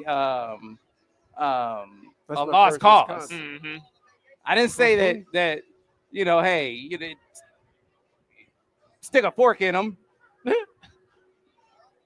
I was hoping that they could dig out of the hole, and they did. But that doesn't mean that a 15-game collapse is something that you just dismiss as a nothing. It is the worst collapse in the history of baseball. True. That they happen to get up off the mat is commendable. Right. They salvaged some respect. That is great. But you had Scott Harris dismiss a great opportunity. He didn't take advantage of a great opportunity to fortify a team who had World Series prospects. And I just, as much as I would like to believe that they could go out and beat the Mariners, I hope they beat the Mariners. I don't think they're going to beat the Mariners. They would be in better position. See, the Mariners went and did what the Tigers should have done. They go and get Josh Naylor. They go and get Eugenio Suarez. I mean, Eugenio Suarez. They go and get a couple of bats. The Tigers, they needed bats. They needed to fortify their bullpen. Think about the situation that they're in. They traded for several spare parts and one legitimate player. Right. Is it any wonder that the only guy who worked out, the only guy who's worth a damn, is the guy who was worth a damn when they traded for him? Right. I get it. I'm just saying the Tigers, you're right. Scott Harris did nothing. Did it not? Nothing. Guess what, J-Mo? You're right. Guess what? You could have done that. Right. Easily. You could have done that. I would have brought you some bats, though. I mean, damn. Hey, if that's the job requirement, pay me. I could do that damn job. Sit there and do nothing. Trade for bad players. Trade for players who are over the hill, who don't know what the hell they're doing, who can't do the job anymore. I could do that. I mean, that doesn't take any skill whatsoever. No. If doing the job means going trading for crappy players, man, let my 5-year-old do that. I mean, come on, man. No, you're right. You're right, and that's the problem. It's not the Tigers. It's the executives. You try to make it be about loyalty. No, It's not about loyalty. No, I'm trying to. No, I get it. They went through a bad month. You make it sound like if you call out your team, you're not supporting your team. No, that's not true. Your team made the playoffs, and everybody. All I'm saying, listen to me. When we were talking about them, they hadn't made the playoffs yet. They were going to make the playoffs. I said that they would make the playoffs because who they were playing, and they know how to win. They just forgot how to bat. They forgot how to try. I'm assuming they probably just got lazy with it. I mean, that happens anytime. And they thought it was going to happen overnight. Yeah. We'll just turn it on eventually. We got it. It's going to come on. No, this dude, see, he thinks he's smarter than the entire league. Think about it. He went and traded for, Morton, Paddock, Seawald. Who else did he get? One was Montero. One was going to work out, right? That's what he thought. All these dudes were terrible. Terrible. You went and trade every single guy. Right. So all these guys sucked on the other teams. One guy wasn't even playing. Right. So all of these guys are terrible on the other teams that they play for, but they're going to be good for you. Going to make them good. You. Somehow, nobody else knows what they're doing, but you and your coaches are going to make them good. It's the culture. Come on, man. That's what he was. That's ridiculous. It's the culture. I mean, that tell you something about how he thinks. Like you smarter than everybody else in baseball. I mean, same thing with the farm system. So your farm system, somehow your guys, your players, all your prospects are going to hit. Right. All of them. So you can't trade any of them because all your prospects are going to hit. They're just so great, right, that you can't part with any of them because they are just perfect. You can't let them go. No. Come on, man. This is ridiculous, J-Mo. Look, I don't know about Scott Harris, but I know that they tried to keep the whole team intact, and maybe we can win with it. I don't know if AJ Hinch. Where's AJ Hinch in this? Is he part of that? See, and this is my point. You're making AJ Hinch look bad with this ridiculous standard. You're expecting him to take bad players, and make them good. Come on, man. That's ridiculous. These players were bad on other teams, and I'm supposed to make them good. I'm supposed to make them make the playoffs. I'm supposed to make hurt players. Right. Well, stop it.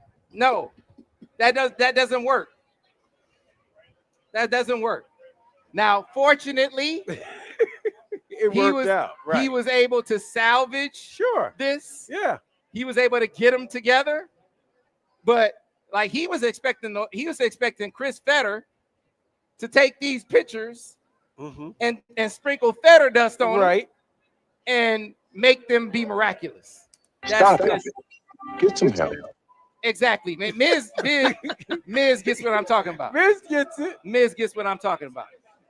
So, like I said, fortunately, this team was able to ride. They had issues before the swoon. Right. Miz and I were talking about this way before the deadline. I said, Miz, they need a bat. Miz, they need a bat. And then they start getting injured. And then they needed to fill in the rotation. Right. Then the bullpen started to break out. Now you need bullpen help. And then you still needed a bat. And then he didn't fix any of that. Nope. Fortunately, the one guy he went to get was Finnegan. And fortunately, that's the one guy that's giving you something. Yes. So, J-Mo, you trying to make an argument that I didn't make. I didn't say that the Tiger, oh my God, these Tigers, they just, oh man, they just, there's just no chance that for them to do anything. Because I said the general manager, the drought they had. The general manager didn't do anything to help this team. No, he did not help this team. And if they fail, it's the general manager's fault. was my point. If they fail, it's the general manager's fault. It's not AJ Hinch's fault. It's not Chris Fetter's fault. And hell, as much as people put it on Chris Ilitch, yes. I mean, hell, even if he's tightening the purse strings, you can't let 15 games. You can't squander 15 games. So yeah, that's a tight one. I'm sorry, J-Mo. You done got me worked up. Hey, you got me worked up. I gotta get it. Hey, you gotta Detroit get baseball do it to you, huh? Yeah, man. Got me worked up over here at the University of Michigan Credit Union touchdown tailgate. We supposed to be talking Michigan football. Let's talk about something that make me happy, man. Let's talk Michigan. Let's talk Michigan football. Let's talk Michigan football, man. Well, we always talk about the running back, so Yeah, man. Let's that'll talk make about you happy. Let's talk about Justice Haynes. Justice Haynes. Justice Haynes is a. You understand? I knew this kid was gonna be good. Wanna know why? Nick Saban said it. Nick Saban said the kid got hurt. That's why when he was in Alabama, he will be the surprise of the Big Ten if he stays healthy. Stays healthy. Really? And he stayed healthy, and look at what's happening. I mean, he's special.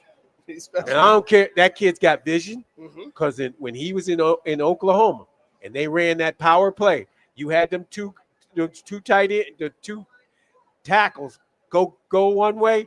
He saw the backside. Nobody goes backside. You know why? Because you're all by yourself on backside. Yeah. You gonna get hit. On the counter? Yes, on the counter. Yeah. He went backside Yeah, he did. and he took it all the way. Yeah, I saw that. I was like, man. I That's said, some vision right I there. went like there.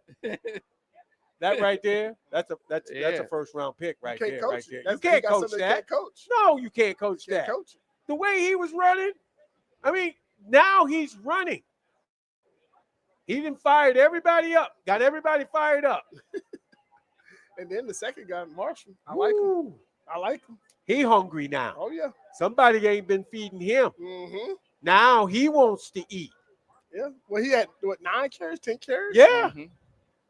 Now you get him blocking too. Yes. See, because I got you.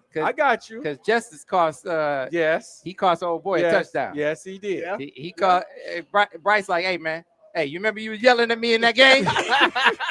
you remember you were yelling at me in that game? Now You owe me now. You owe me now. Hey, now Bryce didn't turn around and yell at Justice Haynes for costing him that touchdown in that Nebraska game. But he definitely could have done that. It's like, hey man, hey, block the right guy, man. He working on it. Oh, for It's sure. a job in progress. Yeah, that's right. You know, it comes with the territory. Yeah, that's Bryce being a leader. He's like, hey man, hey, block the right guy next Right. time. Yeah, Always remember, it's the inside guy. Oh, for sure. Block the inside If you guy. get the inside Don't guy, go we over good. there. We What you good. going over there for? Get the guy coming inside. Hey, you know what people try to do? They try to put it on Evan Link. They just say, Link. Link didn't buy the-" No, Hey, no, it wasn't no Link. It wasn't Link. It wasn't Link. Nope. Yeah, they tried to go after the guy, the convenient guy. It was on just the same. As a matter of fact, I don't even want to say it, but Evan Link's been blocking pretty good right now. Yeah, He the been O-line- blocking better. The O-line is starting to come I'm along. saying, They the starting to come O-line along. starting to come again. Them young kids getting up. They Yeah. want to play, Sam. That's why I Well, told you, man. Hey, man, so here's, those you three know games what? were preseason. You know and who now we they need to ready. shout out? Uh-oh. We need to shout out Juan Castillo. Yeah. Shout out Juan Castillo, because I missed this part. We were talking about outside zone, right? Mm-hmm. And why are they better running it? Now, part of it is a commitment to running it. Right. Oh, yeah, for sure. Right, because like they tried to implement it, to run it more. Even when Jim was here, they started out one of the seasons. They say we're gonna run it a little bit more, and when it wasn't working, they just got away from it because they run other stuff so well. Right. It's like, hey, why we ain't gonna stick with this because we run other stuff better. Chip Lindsey came in and said, "This is what I do," and we got some young guys that they bust some assignments on some of these twists and stunts. This will help us on some of that. You don't got to worry about some of those assignments when we running these zone runs. Right. And this will help us on some of the others. I want to run all of these nakeds and everything. This will help with that, right? And then you bring in a guy like Juan Castillo. And Nate Afobe talked about this. He said, hey, man, this guy knows how to teach this. Yeah. He was like, man, he was showing us some some of this tape. He was showing us some of these guys that he's worked with, some of these offenses that he's worked with in the past, and some of these drills that he runs us on all the time. And he's like, man, I dream about this play. The way he talks about it all the time. He was like, man, I see it in my sleep. So I see the vision. I just know how to run it now. Yeah. So Juan Castillo has a lot to do with why they're running it so well, Lace. I mean, that's big. That's big. If you get those guys knowing how to hook guys or run guys by, now the running back is just putting his foot in the ground and riding the wave. Yeah. And that's the biggest thing. Those guys know how to hook the guy or just push him out the hole. That's the best way. If those guys learn how to run and go with their guy, it's easy to have a running back that's ride the wave, and that's what those running backs are doing. Yeah. So we need to get to a break because we got a couple of special guests. Yes, we do. Here in the building, you want to talk about being able to run the football, right? You know, great teammates, establishing a legacy to follow, guys whose footsteps you guys followed in, right? Yeah. Blaze the trail for you. Yes. Long ago. Well, we're going to be sitting and talking to Michigan football royalty here. So why don't you send us to a break, J-Mo, so we can do that. You're listening to the M Zone on the Big 1050.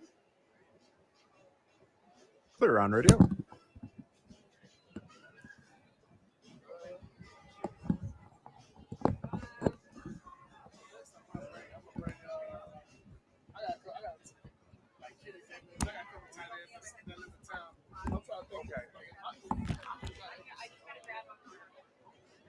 Yeah, man. I didn't know that. So when I just posted it, everybody was just hitting me up. I said, I just posted it. I know if they don't post it. Yeah, that's Billy Taylor. Yes, and that's Downey. Shit. I gotta get his name. God dog it. Thank you. Now you're messing with me.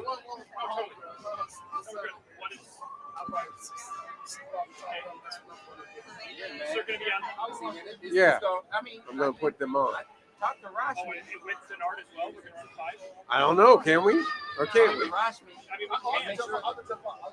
Denard can go. Yeah. Yeah, I think make sure Rashmi, whatever she had you doing, I think she only had you here till 5:30. Jamie and Sam are on 4 and 5 right now. I think, but make sure. So we'll get Denard's headset, and then that other headset is on too. So then they'll just be on 2 and 3 there. We're already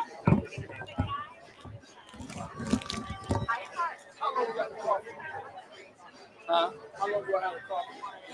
I don't. You're good. Come on, man. I'm asking her to see what she says. BJ. Is that one of your cars, though? Is that the same one? I mean, I do Golden Limo, but I don't know if you got the same dude I be riding. Right.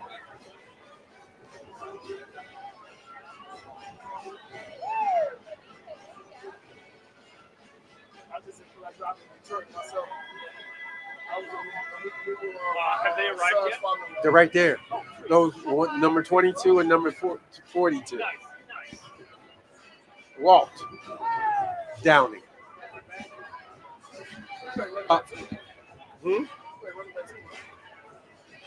Walt, I think Walt played DB. Huh? I think Walt played DB. Huh? DB. Walt Downey. Didn't he? Y'all better check. What position you play again? Good on you. Only have the packs and shit is ridiculous as hell. PG, come here. God, the gas bag is like, no, you'll eat all of them. Mr. Downing played what position? Glenn played wingback. Wingback. I'm sorry. We're gonna get you a chair, sit you down. DT. What's up, man? Been a long time. Okay, we're back in about 1 minute, guys. Nice to see you. How you doing? What's up, man? Doing all right? Yeah, good. Put them between us. How you doing, man? Colorado, nice to meet you, boss. Nice to meet you, too. Sam, Sir. just push your chair. You should have just pushed your chair that way. I guess we could.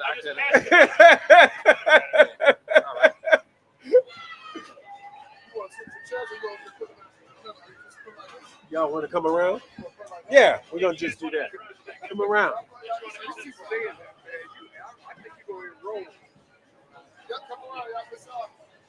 And be careful.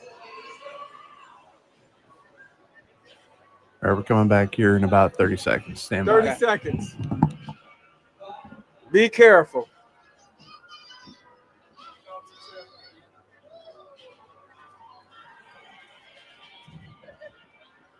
My man, BT. Michigan. How you been? Yeah, grab the. Get in the headphones. Give me that headset right there. Silver rolls out to the right. Pitches off to Taylor. Taylor to the 20. Down to the 15. Touchdown, Billy Taylor! Touchdown, Billy Taylor! Billy Taylor scored a touchdown from 21 yards out. The crowd goes to third. This is the M Zone. And welcome back to the M Zone. And we have two special guests with us right now. And you know one, you heard his name. BT, you got to put the mic down, BT. You got to put the mic down. Hey, I'm happy to be here. Billy Taylor with us. Bill Taylor.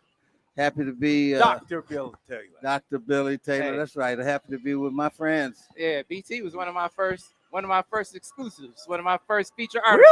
Really? Yeah, man. You ain't know that? No. Yeah, J-Mo. One of my first feature articles is Billy Taylor. All right. And Glenn Downing's here with us too. Yeah. So Dottie, how you doing? Good. Shaking and baking here, brother. There we go. There we go. Having a great day tomorrow. It's our Super Bowl moment. talk about Can't this wait. special thing that's going on with you guys. Well, the Mellow Men. Yeah, the Mellow Men of Michigan. Historic. Unmatched. Unmatched. But see, here's the thing. Here's something that Okay. we're celebrating this, and we should. 7 African-American players. Right. First time. First time. The largest number of scholarship African-American players to come to Michigan at the same time. That's right. After that, we opened it. You opened up the doors. You Yeah. just opened up the doors. Right. But what I'm saying to you is, and then I read, Cannon wasn't sure about you guys not being, you guys living in that house. That's right. Bo wanted Yeah, us in the. He wanted us in the dorm. I was in Rumsey House in West Quad. Glenn, were you in Rumsey as well? No, I was in South Quad and then Adams House. Well, we went. Okay, I went from Rumsey House to South Quad, You were there. Gomberg House, Yeah. and then we decided that we were going to stay together. We wanted to live together and get out of the dorms. So 2 of the Mellow Men, 2 of the 7 went to Don Cannon to ask for our scholarship money, so we could pay rent in a house we found. Uh-huh. Okay, and Cannon said, "Did Bo know about this?" And we lied and said yes, and he didn't know. Hey, Miz, so- can you put the house on the stream? Because it's been deemed a historical landmark. It's a right? landmark. Yeah. There's a historical marker at 1345 Gettys, y'all. Right. And it's the den of the Mellow Men. That's right. And that marker is right out front. It's cool. We're proud of it. We celebrated should it be. yesterday. We should be. Yeah. You We know, all should be when proud of historic. this. people ask us about how do we come to Mellow Men, but like in our days on campus, that was very popular, especially among, Afro Americans. You see a brother say, "Hey, Mellow, what's up? Hey, Mellow Man," So since the 7 of us came together, and we had great parents, and they were advising us to stick together, and we decided to get a house, and we called ourselves the Mellow Men. Where And did that then name come from? Just because the you call it street talk, on campus, we see another brother say, "What's up, Mellow? Hey, Mellow Man, what's going on?" That kind of thing. Mm-hmm. So we became the Mellow Men. And then we rhymed it with the den of the Mellow Men. The den of the Mellow Men. wow. And my dad made the sign that's historic, the den of the Mellow Men, and then all of our initials are at the bottom of the sign on this historic photo. Yep. So who were all the mellow men? You give some shout out to your brothers. Yeah. We had Glenn Dowdy, myself, Mike Taylor, Mike Oldham, Alden James, Butch Carpenter, Reggie McKenzie, and Mike Oldham. Mm-hmm. So Mike we Taylor. were seven. Mike Taylor, Mike Oldham, Bill Taylor, Reggie McKenzie, Glenn Dowdy, Butch Carpenter, and Bill Taylor. We Dr. Bill Taylor. Dr. Billy Taylor. Right, That's right. exactly. And Shake and Bake. I worked hard for it. Glenn is Mr. Shake and Bake. Dr. Shake, y'all. But yeah, man. They got you out of Bo's hometown, Barberton, Ohio. Barberton, Ohio. Yeah. and they got you away from Woody Hayes. That's right. I don't even want to say Ohio State, but I consider Woody Hayes. But, when I came to Ann Arbor as a recruit and I walked into the stadium, into the big house, I was like, man, no, I got to be here. And then one thing that my mom really liked about Bump Elliott, who recruited us, he was talking more about getting a good education than football. He said, you're going to play football, you got a guaranteed scholarship, room, board, books, tuition, but we're going to see to it that your son graduates. And that hit home with my mother and me. So just for some reference, was it Bump who recruited you 7? Yes. Absolutely. Bump Elliott. And Ron Johnson. We're dating ourselves. We came to Michigan before Bo Schembechler. Right. No, you're doing a good job. I'm just making sure. That's why I wanted to be said. Right, this Look didn't at that. happen. There they go, J-Mo, right there. There they go. Bo Schembechler ran into 7 first-round draft picks. That's what happened. Right. And J-Mo, you know where they got Butch Carpenter from, right? Where? Flint, Michigan, man. Hall of Fame. Man. Come on, man. I'm messing with Sam. Yeah, I gotta mess with Flint, Sam. I gotta mess with Sam. Butch was a Flintstone. Flint, Michigan. There you go. Flint, Michigan, man. Got to know that. Know your history, J-Mo. I read up on it. I'm deeply impressed and everything like that.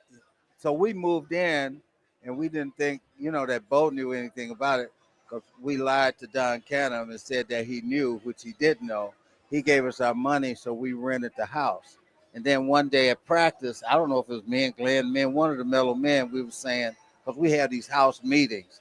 We say, hey, man, meet you go to the den at 5:30 or 6:30 or whatever. We're going to have a meeting. And Ben and Bo overheard. He said, this den. What are you talking about? Where is this place? And so we kind of lied again, just a meeting place or something like that. But I think at that point he already knew. But what we didn't know until recently, he owned the property.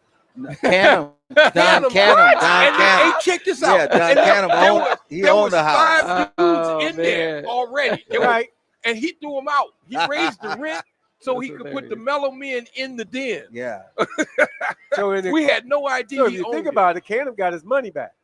Yeah, he did. I don't mean to say that, but I mean, right. he knew what he was doing. Yeah, he knew what he was doing. And he was knowing that he could keep us together in that house because we weren't even thinking about any frats. Right. We were a frat ourselves. Yeah, that's right. So 7 for your career here in Michigan? Yeah. You guys stayed together all years. We lived 2.5, almost 3 years in the den of the mellow men. Yeah. We never had a fight. The police never came. There was never had no parties? No major disagreement. Now we partied. Okay. I just asked. I gotta ask. Hey, what were the contests? Did we have some contests, bro? We had a hot pants contest.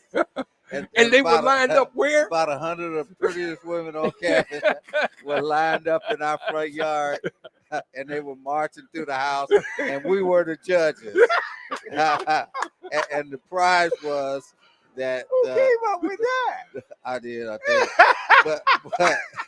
But the prize was him and Reg. Whoever the winners of the hot pants contest. The 7 winners, they had a date with each one of the mellow men. Oh, there you go. Of course, we went to the library and studied. And we all graduated on time. Trigonometry, Well, like I said, like Glenn said, we all graduated on time. Yeah, man. We had a lot of intense And we won 2 discussions. championships. 2 championships, all graduated on time. 6 of the 7 drafted by the NFL in the first 3 or 4 rounds. And then, you know what else was the deal, man? Is that the fact that the 7 Mellow Men all graduated on time after being able to win 2 championships. And the mayor of Ann Arbor celebrated us for our on-the-field championships and off-the-field work that we've done all over the country with rings. And that's never happened before in the NCAA you wearing history. yours, the 7 Mellow Man. Yeah. That's a historic we ring all got rings. that has never been given out to any players in the history of the NCAA for on-the-field championships and impacting communities all over the country for over half a century. And you know, the mayor of Ann Arbor is my son, Chris Taylor. Right. Yeah, he'll let you know.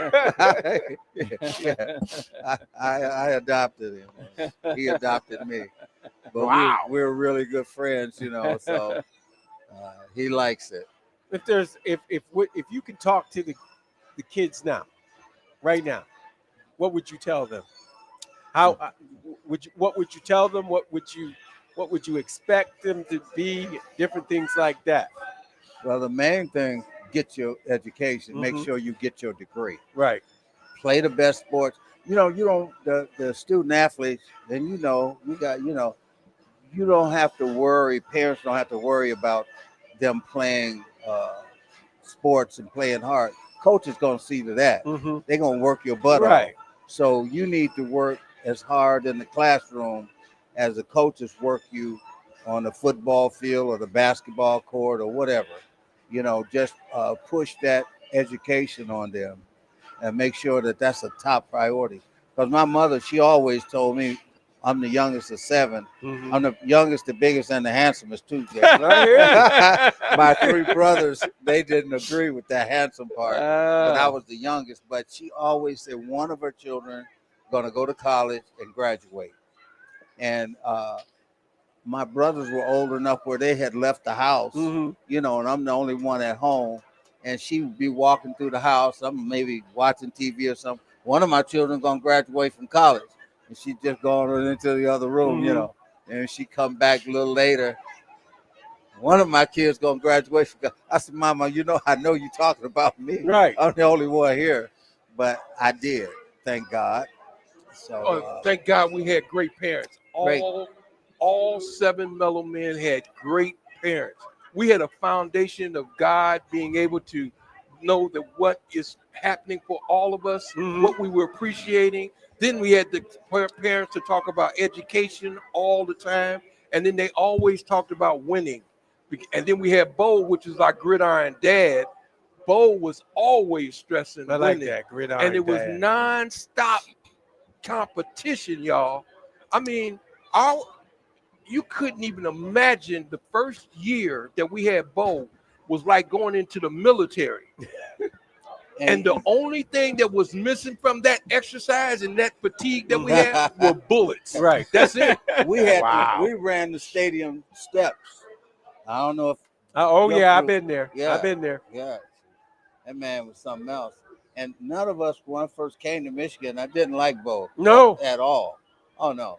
And I told people as being recruited, me and Tom Darden, we became freshman roommates, but we became friends on the recruiting circuit. You know? Okay.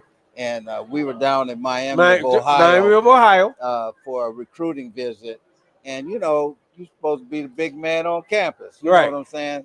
At least during that weekend. Right. Dinner, getting shown around, meet some girls or whatever.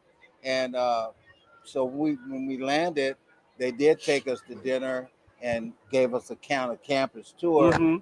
But that morning about, 5:30, 6 a.m., it was boom, boom, boom on the door. And I'm looking around. You know, I go to the door. Bo standing there with his hat turned backwards, talking about, you guys ready to work out. And I'm like, what? I looked over at TD. He's shrugging his shoulders. And he said, downstairs, tennis shoes, shorts, and T-shirt.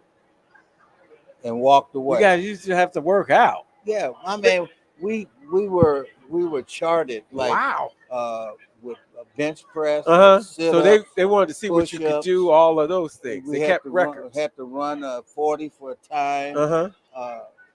Had to play a full court basketball game with the other, players, the upperclassmen.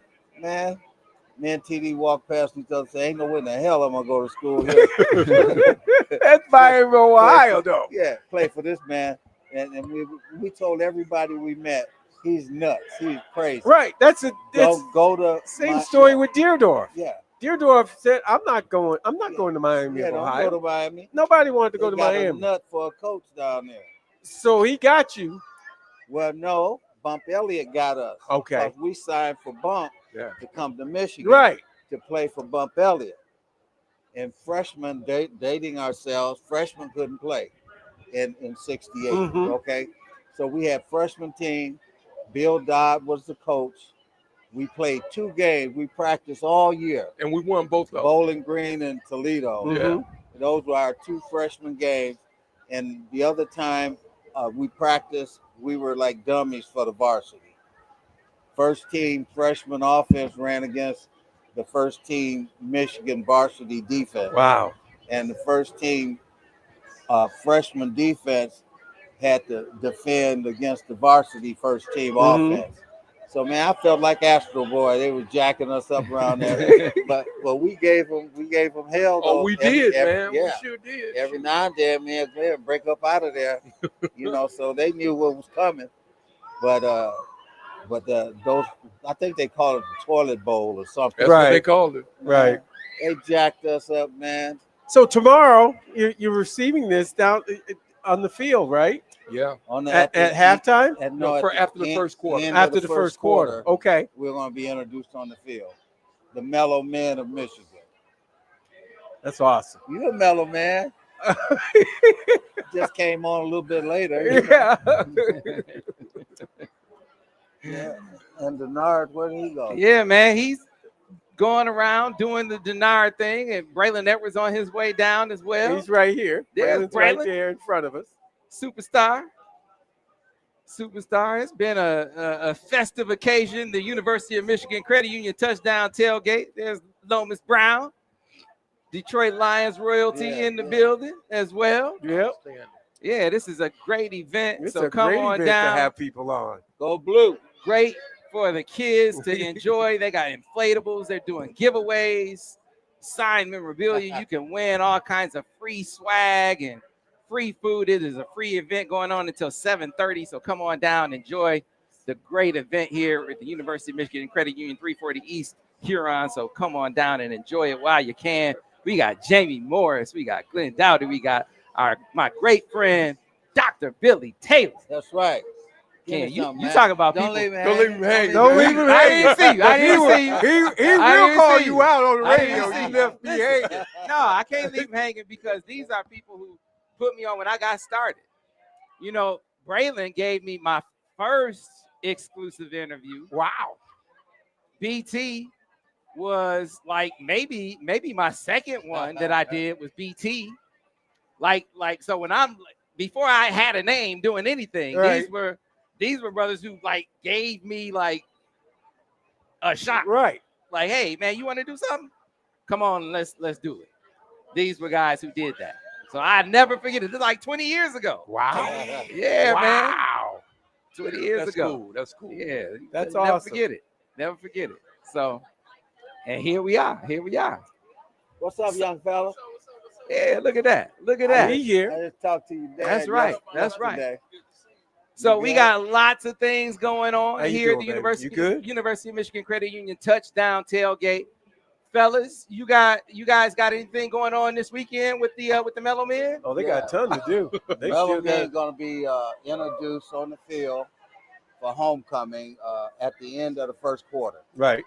And so we'll be down there, and I think they might show a highlight or two. And If they don't show touchdown Billy Taylor, somebody gonna get That's- screamed Oh, at. they got that. They that's going got to be a that. problem. But here's the thing, y'all. Like I was saying, this moment for us is our Super Bowl for the Mellow Men. Right.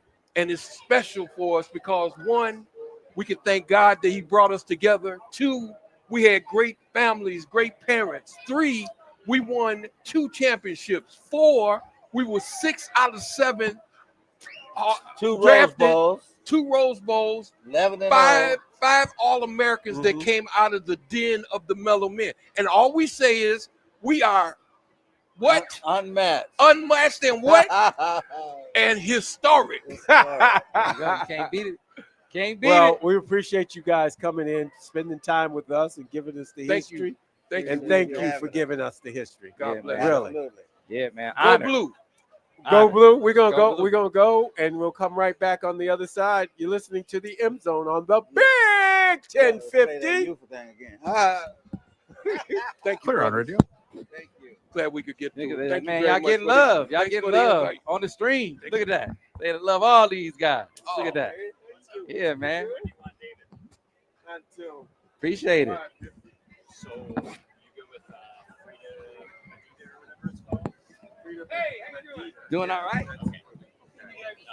Thank you, brother. No, this guy right here, Jamie Morris. That's Jamie. How you doing, Jamie? Denard's supposed to be here too, right? Huh? Denard was around. He was running around somewhere. I just saw him. I started recognizing him in a few years. Yeah, he was around. Did Denard leave already? I need to get him. We got to get her. I'll get you. Okay. Yes. Can I get you anything? So I need to get her now. I need to get her now. Then we'll get prayer. Okay. Then,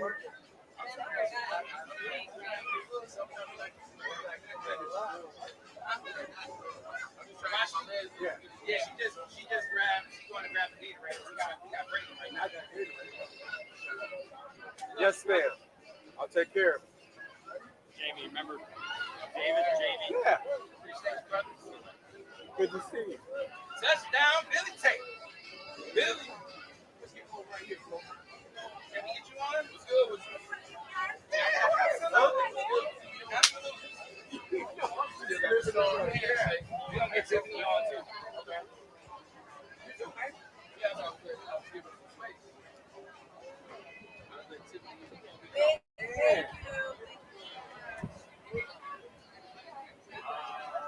Absolutely. We got to get Tiffany on. Yep.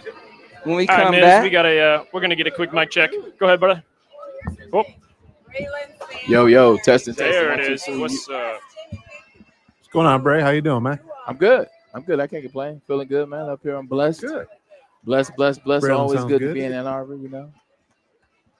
Vibes. How much longer before we come out of the break, Miz? We got about a minute and a half. Minute and a half. Okay. Probably closer to 2, but about a minute and a half. Got me out here looking like a Miz, looking Brace like levels I'm on okay? the staff. Miz? Yes. Brace She levels wants- okay? Yeah, Braylon's good. Cool. Oh, what up, though? We Hey, got to get her in here soon. What's Cheyenne, going on? hey Cheyenne, can you do some camera switches so I can see what camera she's on? Yeah. Okay, so she's on J-Mo's camera. Okay. Okay. J-Mo. J-Mo. They got to All figure right, out what they're doing love with you. J-Mo downtown, man. Bye. Man, Should have just used your FaceTime as our mic check. Oh, sorry. No, you good. Mike, Okay. check. 1, 2, 1, 2. Oh yeah, you straight. Levels are good. Hot damn. Braylon over here, like, what up, though? Yeah, you know what it is. What up, Joe? Born and raised, man. Come on now, talk about it. I don't East play no- side. Hey, I lived on both. I live west, east. I identify as a west sider, but I live on the east. I know why you identify as a West Side. Why is that? I spent more time on There's the no west side. shame in my game. No, first ever home I had was in Rosedale Park. That's west Okay. side. When I moved back from Atlanta, we lived in Sherwood Forest. That's Okay, west side. okay. So like I spent more time on the west side All for right, sure. coming back from break in a moment. But I went to King and I was in the places. I lived in Black Bottom for a minute. I got Okay. family on Mac and B with. Oh, you don't know about Mac and B with. My grandparents were on French. Come on. Come on, man. I used to roller skate. over Here's here. Henry back to throw. And he look. And he's firing a post cut. Edwards has it. 10, 5, touchdown. Well, Are you guys that's going the to guy that play by taken it on Jared Hayes. Yeah, And we Brandon have a Edwards. play by That's play. his third touchdown grab of the game. This is the M Zone And welcome back to the M Zone, Yes, sir. Jamie Morris. Yes, sir. Like, That'd be Matt Misley back at the sir. office, Right, and right, he right, played right. that for you. and I So, appreciate that. But Yeah, the, man. the more and more I listen to it now, I'm 42. I listen to it. I remember listening to Ufer. I remember Bob Ufer. I remember doing my dad's games, and I would listen to it, and I would say, "Man, like this sounds ancient." And now I'm listening to my shows, and it sounds eerily similar. Like it's not. It's did you eerily just call similar, yourself man. He ancient? did. Yeah, like it was a great play call, but you hear the static. It wasn't clear. you know, it was a long time ago. It's like looking at a beta highlight tape versus looking at something digital. So, Jamie, man, this is my 20th anniversary, or excuse me, my 20th reunion. Wow. 20 years Congratulations. since I graduated high school, graduated college. See, I seems like I yesterday. can't do this because 20 that's just- years. I know how I've old known I you am. for 42. I know how old I am. Yeah. And I remember when he was recruited. I remember his recruiting story.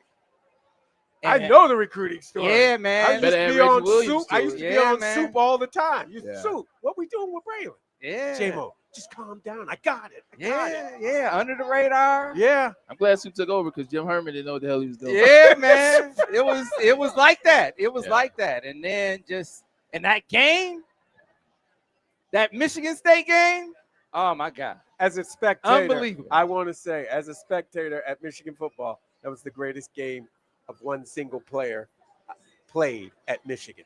I just want you to know, from me to you, That's I goosebumps. amazed. That's It was goosebumps. incredible, No, that's and we goosebumps. needed it. How does Oh, we it needed it. Damn, I that's- wonder how that's does a lot. I that feel when appreciate you man. having a game like that? How does it feel? Is it an out of body experience? Well, you don't have a feeling like it is out of body experience. You go to what I call like the zone, or you go to that abyss. Mm-hmm. You get stuck in that abyss, and like illegitimately, there's a highlight of the game when I caught the one to tie it to go to OT. Mm-hmm. You'll see I'm legitimately just doing this, and Carl Tabb or Jason Devine comes up to me, and they like snap me out of it, and I'm looking, oh, what's going on? How you doing? And then I snap right back into it in overtime.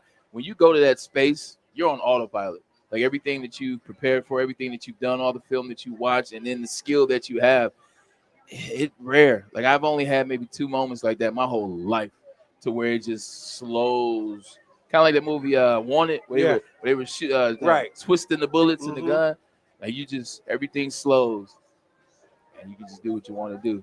That was one of those games. Denard Robinson, who was just here, he's had a couple of those moments. Yeah. in Ann Arbor, but yeah, that was one of those moments, man. You go to the abyss and you just don't flinch. Yeah, man. Greatness. Yeah. That's greatness. We have the CEO of the University of Michigan Credit Union with us, Tiffany Ford, in the house.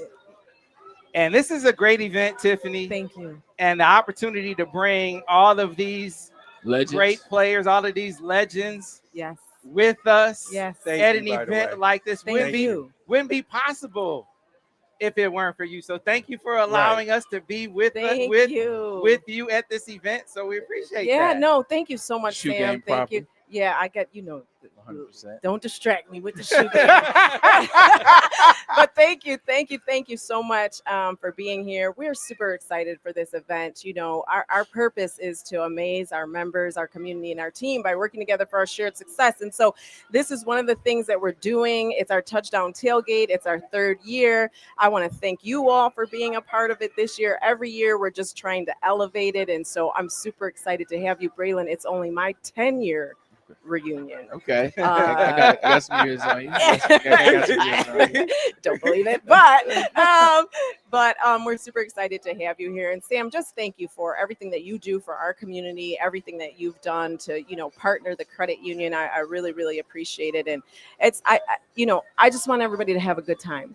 When I come and I see smiles, that's all I need to see. So thank you. Well, let me go one extra mile to shout her out, because NIL is a big thing, and it's different when you are going beyond just making payments to guys, and trying to enrich them and grow them and make them partners and trying to make them be businessmen. And that's what the University of Michigan Credit Union is doing. So if you looked over the last couple of years and you've seen behind the uniform and you've seen these guys from Will Johnson to Colston Loveland Kenneth Grant, all of these guys, Rod Moore, all of these Right. guys have partnered with the University of Michigan Credit Union. Zeke Berry. All of them over the last couple of years. Tiffany has gotten with Tiffany, it, she hasn't just been just the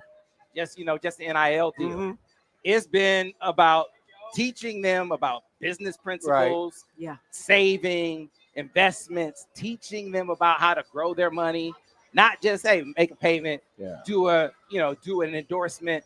It's been beyond that. So again, when you talk about supporting people who support student athletes, that's the University of Michigan Credit Union. So definitely want to shout you out on that. Thank you. I appreciate that. We are super excited to be partnered with Behind the Uniform. Go ahead, Braylon. I was gonna say, like, financial literacy is very, very, very, very important. I wish that we would have had it to the space, to the level that you are providing it for the student athletes here today. This NIL space is great. It's collective. They have an opportunity to put money in their pockets, but what do you do with that money? What is that education? What is that understanding?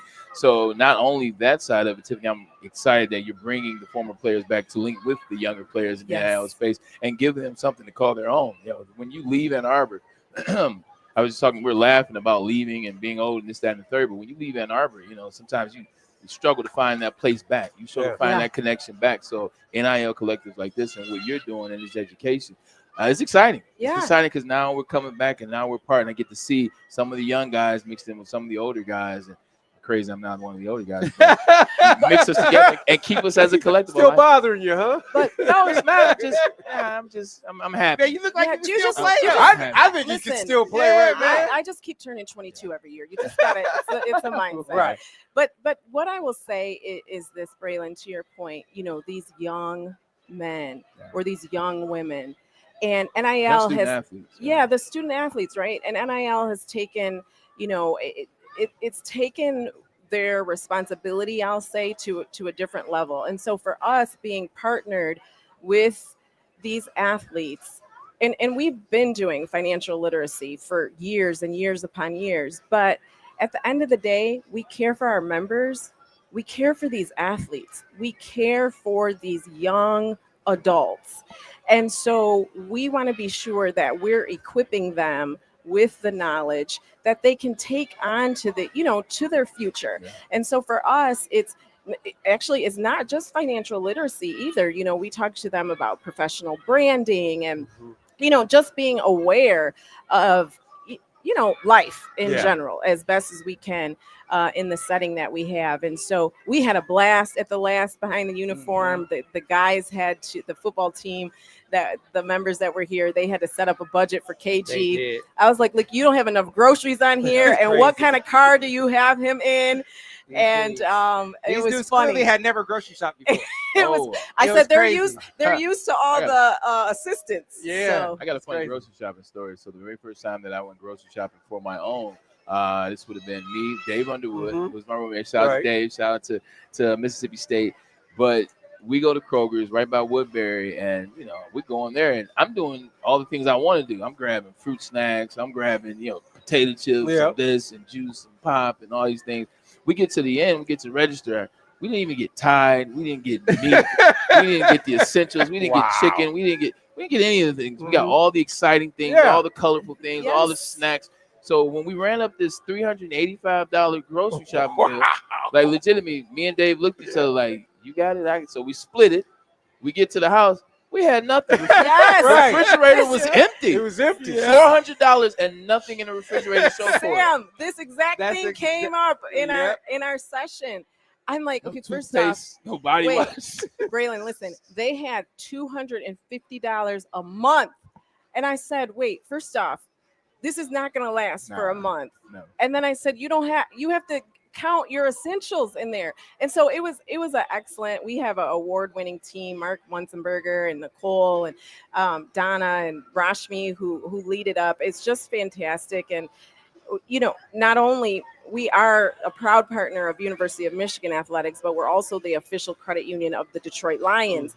And we do the same thing there with their rookies and actually with the Lion Legends. We just did an event 2 weeks ago with them. So we're really passionate about financial literacy. Yeah, that's good, because when I remember when we did it last year, and when I came up and Brian Branch, he was like, "Hey, BB, I want to do that." Yeah, It's like, yeah, you know, athletes are like, man, financial literacy is a big deal. yeah. For the exact reason that you were talking about. So And you shout guys are out to ahead the BB curve. because he does a lot of give back. I've personally been involved with him. He for the past 2 years he's done backpack giveaways and school supplies. And so shout out to BB for that, Brian Branch. So you guys got a lot of going. Tell us about your All-Star Lounge that you guys have. Yeah, now. thanks, Sam. Yes, that is awesome in there. Yes. I had a chance to walk through. It was I get a awesome. chance. Okay. Okay, you haven't been yet? I have not seen it yet. Okay, so tomorrow, tomorrow, we'll make sure that you see it. It's our All-Star Lounge at the Big House. Is there something happening tomorrow at the Big House or something? You know, a little something. Okay. Something. All right. We're gonna get a dub. I know Okay, there it that. is. So we have an All-Star Lounge. It's an elevated tailgate experience. Come eat, watch the game. We're there for the whole game. We're there before the game, and so it's just a great experience. Elevated, and you hang out with your friends, your family. You know, go blue. There you go. Yeah, So many things going on now. Do you have to be a member of the credit union to go in the All-Star Lounge? You do not have to be a member of the credit union. Thank you. Sam's so great at what he does. You do not have to be a member of the credit union, although we are the only place that you can get the winged debit card and the Block M debit card. So just shout out to us for that. But the other thing is that there is a fee. And you can go to Michigan Athletics page to pay the fee, but there is a fee to get into it. There you go. Yeah. So great. So Should great. be a fee. This event is It's- free. It's a quality event. It should be a fee. Yeah. This is, I know, Yeah. listen, we've commandeered so much of your time. I know you are super Right. busy. Every time I Yes. run into Tiffany, she's like, so we've commandeered a lot of your time. We appreciate grabbing so much of your time right now, and that you were able to spend it with us. Thank you for having us today. Thank you so much again for being here. I'm looking forward to. Have you all been to the food trucks? I gotta go. I gotta go. Okay, we're gonna get you to the food trucks. I just want to say one more thing. This is a University of Michigan credit union, the official credit union of the Detroit Lions, proud partner of Michigan Athletics events. Yep, get it Both of all our out. teams are represented. You can come get your official Detroit Lions debit card here. You can get your University of Michigan debit card here. But more importantly than all of that, you can have an amazing time with family and friends. Absolutely, There it folks. So come on down. We got Braylon here. I'm in the building. Denard is Taking pictures, here. signing autographs. Jamie Morris Yes, is thank here. you. Thank you, Jamie. Again. Thank you, Shoelace. Braylon. Thank you, Sam. Here comes Shoelace. There right There you you here. go. All right. There What's he going is. on, Here it brother? comes, right on time. What up, boy? Thanks a lot. Everything good. Thank you, Tiffany. We'll talk. Yeah. Okay. Thanks a lot. All right. Thank you so much, you all. All right. Thanks a lot. Thank you, Good, Tiffany. man. Is that it? So, folks, Y'all kicking me out the this booth? is a great event. We're It's a still free moving event. if The you want. University of Michigan Credit Union Touchdown Tailgate, Yeah, me 340 East Huron. It is a free event. Come on down. I was ain't, saying, I ain't even get any football questions. I was like, what? I was like, y'all not even professional. Get out of here. Hey, No, I'm not hey, serious. man. I was saying, I remember your recruitment out of Harper Woods Bishop Gallagher. You talking about starting at King? I remember when you were at Gallagher, Harper Woods Bishop Gallagher, George Shahady, Rest in peace. Yep, Right. Yep. and blowing up there, having the camp experience, and being under the radar, and then Soup saying, Yeah. "Man, diamond in the rough, he's gonna be great." And this was after they lost Reggie Williams. Remember Right. Reggie Yep. Williams? I remember Reggie. Yeah. And it's that, don't worry, I got a dude who's gonna be better. And I was like, really, Soup? Really, Soup? Soup saw that. Soup saw that. And you wound up being better, bro. No. You wound up being better. And Like, hell yeah, I you can wound tell up every being time I better. see Soup, I said, you know, Like, what you're these talking kids don't about. even know who Reggie No. Williams is. No. I just come from a different area. This kid, you have the transfer portal, and I no disrespect to a lot of times you need to get out of situations, whether it's a coach, whether it's just you need new air. So I applaud the fact that they can do so. But a lot of times guys leave before they can fight. Right. A lot of guys, they don't fight for something, so they don't have that edge. Me, high school, just because my dad played here in Michigan, it wasn't given to me. I wasn't tall. I didn't grow till late. I broke my knee my sophomore year. My coach didn't throw the ball at King High School. So you go after my junior year, there's nothing there. there's nothing that's gonna get me into Michigan, but still fought, still did all the things, man. My knee finally healed. Got to Gallagher and Coach Haiti. He just taught me football, man. He cared about me as an individual, man. I miss that guy. His best friend, Alfred Casa, just passed, and that was his guy. Shout out, Birmingham Brother Rice. But he just poured into me. We had conversations, explained football to me. I was able to dive in a little bit more. I grew. That didn't hurt. Got faster. That didn't hurt. And then when I got to Michigan's camp in the summer of 2000, I came up here on a mission. Like my knee was finally healthy, Showed out 100%. Like I started to understand my body a little bit more. Like I was growing into that. I felt good.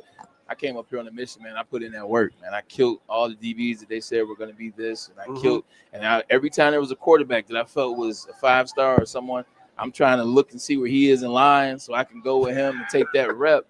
And that kind of gave me the insight. Once I did the smokehouse, ran 4.5, I'm like, oh man, this is gonna be all right. Soup stayed with me, and then you follow that football season.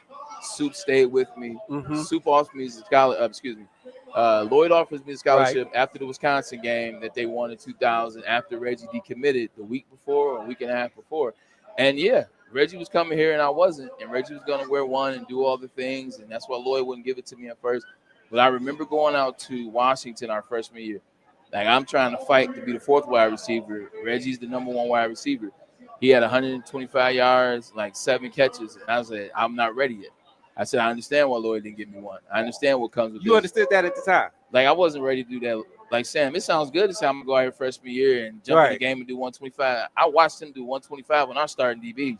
I watched him tear apart our defense, which I thought was a pretty good defense. And he was 18 years old. So I said, I don't know if I'm there yet. I don't know if I'm ready yet. So I just kept grinding, got in trouble a little bit here and there. But when that sophomore year started and Ron gets hurt, Tyrese starts, I get to start. I caught the touchdown, had more yards than Reggie Williams that game, and I never looked back. Man, it was a journey watching your journey. Kind of the back and forth. I still remember Denny's too. I heard you talk about it. Yeah, man. I still remember Denny's. I remember, man. I credit you and Stan a lot. I credit you and Stan a lot. Fair facts. BT, all the people, from BT, Speedy Walker, Vince Baldwin, like a lot of people on the ground when I got started, just giving me nuggets and giving me a shot. I saw Speedy at a funeral not too long ago. Yeah, like just letting me, like Speedy let me come into practice. Right. Talking to all the kids. Like it's just little things that people let me do at the time. But watching you go through things, feeling like, man, I don't think that's fair. But at the time, maybe it was part of allowing you to grow. I wonder what you thought at the time and what you think about it now. What I thought at the time is that I thought it was unfair. I thought that, my dad, who I love to death, everybody knows how I feel about Stan Edwards. I thought he wasn't standing up for me as it relates to talking to Coach. I didn't know what was going on behind closed doors. I felt like Coach was always on me. I felt like Soup was annoyingly on me at all times, too, always telling on me and snitching on me, too. So it was like everybody up here is against me. And, I wanted to leave. I wanted to leave him after freshman year. I wanted to go to Marshall. I wanted to go to Marshall. I said, shoot, they throwing the ball a million times a game. I go down there and do something. But I stayed and fought through it. And, I got through it. But my junior year, there's me and Braylon are on the same page after I was late. Even my senior year, there was something that happened. So, like, at the end of my senior year, I love Michigan, but my experience was stat-wise, but the experience I didn't understand. Fast forward, like Lloyd was that guy. I'll be at Tommy's game tonight over Ann Arbor Huron, Selene, Ann Arbor Huron, see Coach Carr. But Coach gave me all that I needed, and Coach knew that I had strong parents. He knew I had 4 parents. He knew that I was 30 minutes down the road. I'm not like some kid that's single parent home from California where you got to coddle me a little bit. You have to treat each player differently, and it was tough love. Like I knew Bo Schembechler growing up. He knew Dad Stan was my father. Like I got the tough love that I could handle. It's kind of like God. God never puts anything on you that you can't handle. Great coaches never put anything on you that you can't handle. And Lloyd pushed me to a point. Like he made that. Like that number 1. Like Lloyd pushed me to that point. Like it was either quitting or number 1. Like that's what Lloyd did. It was a quitting. I wasn't gonna be able to do it. You can have number 1, or I'm gonna be number 1. But Lloyd saw that. He knew what it could be. And he pushed me to that point. And I love him for it. When you cut your hair, Yeah. Was that a you decision that you felt like you had to do, or was that something that you felt like you were forced to do? So I grew my hair out starting my freshman year all the way through the end of my junior year. And February, going into my senior year, my let's just say a family friend who was in the space of knowing the aging practice, who knew what this was.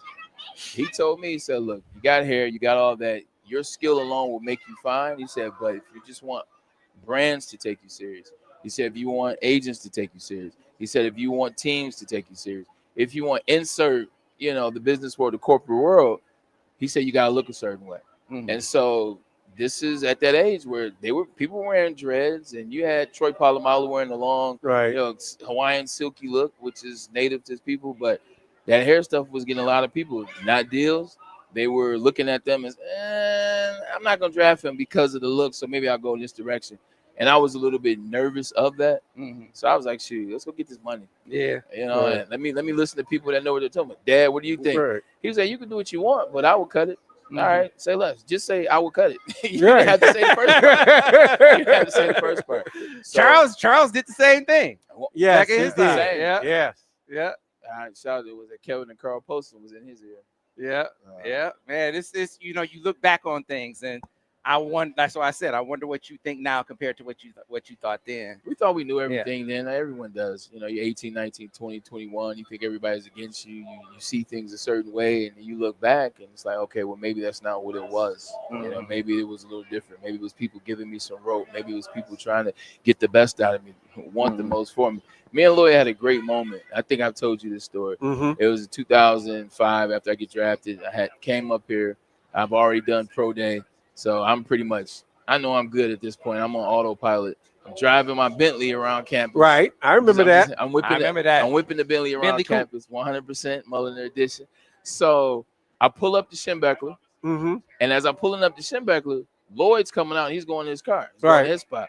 So Lloyd jumps in the car. He's like, hey, give me a ride. I'm like, right. Everybody does the look. Hey, give me a ride. You got to do it. Yeah. So Lloyd takes me I take Lloyd for a ride. We're driving around campus, and this was our moment to reflect on the 4 years. Mm-hmm. And in reflecting on the 4 years, man, in that moment, like Lloyd was just, I appreciate you. He said, you super exceeded all my expectations. Like I had this moment. I'm like, this old man about to make me cry. I was so caught in the moment of Lloyd and us finally having this moment to put a recap on 4 years and come to a understanding that I forgot I needed gas. And I forgot that I was legitimately stopping by, picking somebody up, going to the gas station. So I'm just driving around needing gas as we pull back up to Schembeckler. Once we got to Yost, where Yost is on the left, baseball is on the right, my car ran out of gas. So I cruised into Lloyd's spot with no gas. He didn't know until about 4 years ago. I told him the story. I said, Lord, I ran out of gas. I literally had to have my boy Hayes come pick me up, take me to the gas station, get gas. Get gas and then go back. In a $200,000 car. Right. if that doesn't sum up Braylon Edwards back then, I don't know what Oh, that's funny. Yeah. That's unbelievable, man. Well, bro, I am so unbelievably proud of you. I appreciate it. I can't express how proud. I mean, career aside, I knew you were gonna be great at football. I'm talking about after football. Yeah, I appreciate that. Everything that you're doing now, you great at broadcasting. But there's influences there because I did an interview today where, speaking of Tommy Carr, I interviewed Tommy Carr as part of one of our weekly deals that we do. We do the Smoothie King high school athlete of the week, and he won not because his last name was Carr. Right. Like his numbers right now, I know you know. He's got great numbers. He's got 1,200 yards. He's got 18 touchdowns, 3 rushing touchdowns. It's only been 5 games, so deservingly so. But Sam, it was like me and you sitting down at Denny's. I'm talking to him. I'm asking him his path. I wanted so bad to talk about but I said I'm not gonna put that on there because I'm so proud of how him and his brother have overcome that situation and how they've tracked ahead. I know these kids since they were kids. Yeah. But I was interviewing him and asking him the questions. I was like, look at me get my Sam Williams on. Look at me get my Jamie. Look at me get my Jamie Williams on, man. So. Before we close out, Miz and I got a little tradition. We got pick 'em, right, Miz? Yeah. Let's do it. Let's do it. I got Dave. Come here, Dave. Dave. Yo, Dave. Dave, come on. Yo, Dave. We're doing pick 'ems. Dave got the Duke on? I want to do Duke up here, man. Yeah, I'm with, We'll, I we'll, hear we'll you do on that. Duke up here. I hear you on that. What's up, brother? Is it? We're gonna be doing pick'ems. Miz, you doing the music? Well, I can't do it because of all echoing stuff. Okay, go ahead. But I'll just tell you the games as is. Game number 1 that we got on the docket is a 12 noon kickoff. Number 14, Iowa State travels to Cincinnati. Surprisingly, the Bearcats are 2.5-point favorites, 55.5 over under.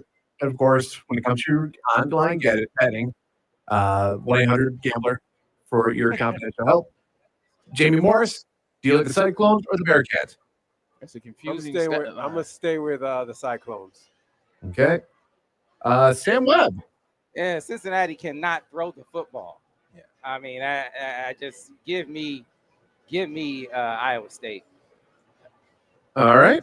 And Braylon? Understanding the gambling space a little bit with parlays and things of that nature, like this is them trying to get you to bet on Cincinnati. You have no business picking Cincinnati in this game. Stick with the Iowa State Cyclone. All right. Dave? Since Dave is there, Dave? I'm going to all the way across. Got to go with Iowa State. Oh, that means Cincinnati might get the dub. That might be the reason. Yeah. And vote with Iowa State. I'm going with the Cyclones as well. Okay. Second game on the docket, number 16, Vanderbilt pulled off the upset last year. They take on number 10, Alabama in Tuscaloosa. 10.5-point favorite for the Crimson Tide. Braylon, who do you like in that one? I'm going Vandy. I think what I saw last year was real, and I know Alabama and DeBoer feeling real high after that win over Georgia last week. I still don't like Alabama, and I think I like what Vanderbilt did last year and like who they are. Give me Vanderbilt, not to cover. Give me them to get the W. Sam Webb. Man, the Vanderbilt quarterback runs his mouth a lot. Too much. He became But that's mouthy. this era, though. I get it. He's But he was over. quiet. He was quiet when he got He beat Bama Alabama last there. year. And he can, Yeah. he can run the football. They can run the football. They took care of South Carolina early in the season. They did. I would just say this. Bama can't play defense. Bama's not physical anymore. No. Like if Bama just had a bad offense or inconsistent quarterback or whatever, but they still had that defensive mentality they had back in the day, I would always choose Bama. Bama's soft a little bit now. They are soft. All right, so we just picking straight win Just loss. straight up. Just straight up. My man Court is there. They got some great momentum coming off of that game last week, and it's at home. I'm gonna go with Court and Kalen DeBoer. Give me Bama. Okay. Dave. It's Bama at home. It's going to be tough. So I got to go with Alabama at home. Jamie Morris. Miz, you know me, man. Yeah, no, I already typed down. I'm fan just vote saying in Alabama. That's not Nick. That's not Nick Saban as head coach. That's true. We're talking about some That's true. Alabama at home. What does that mean? Yeah, I'm taking Bama at home as well. Okay. Also at 3:30 on ESPN.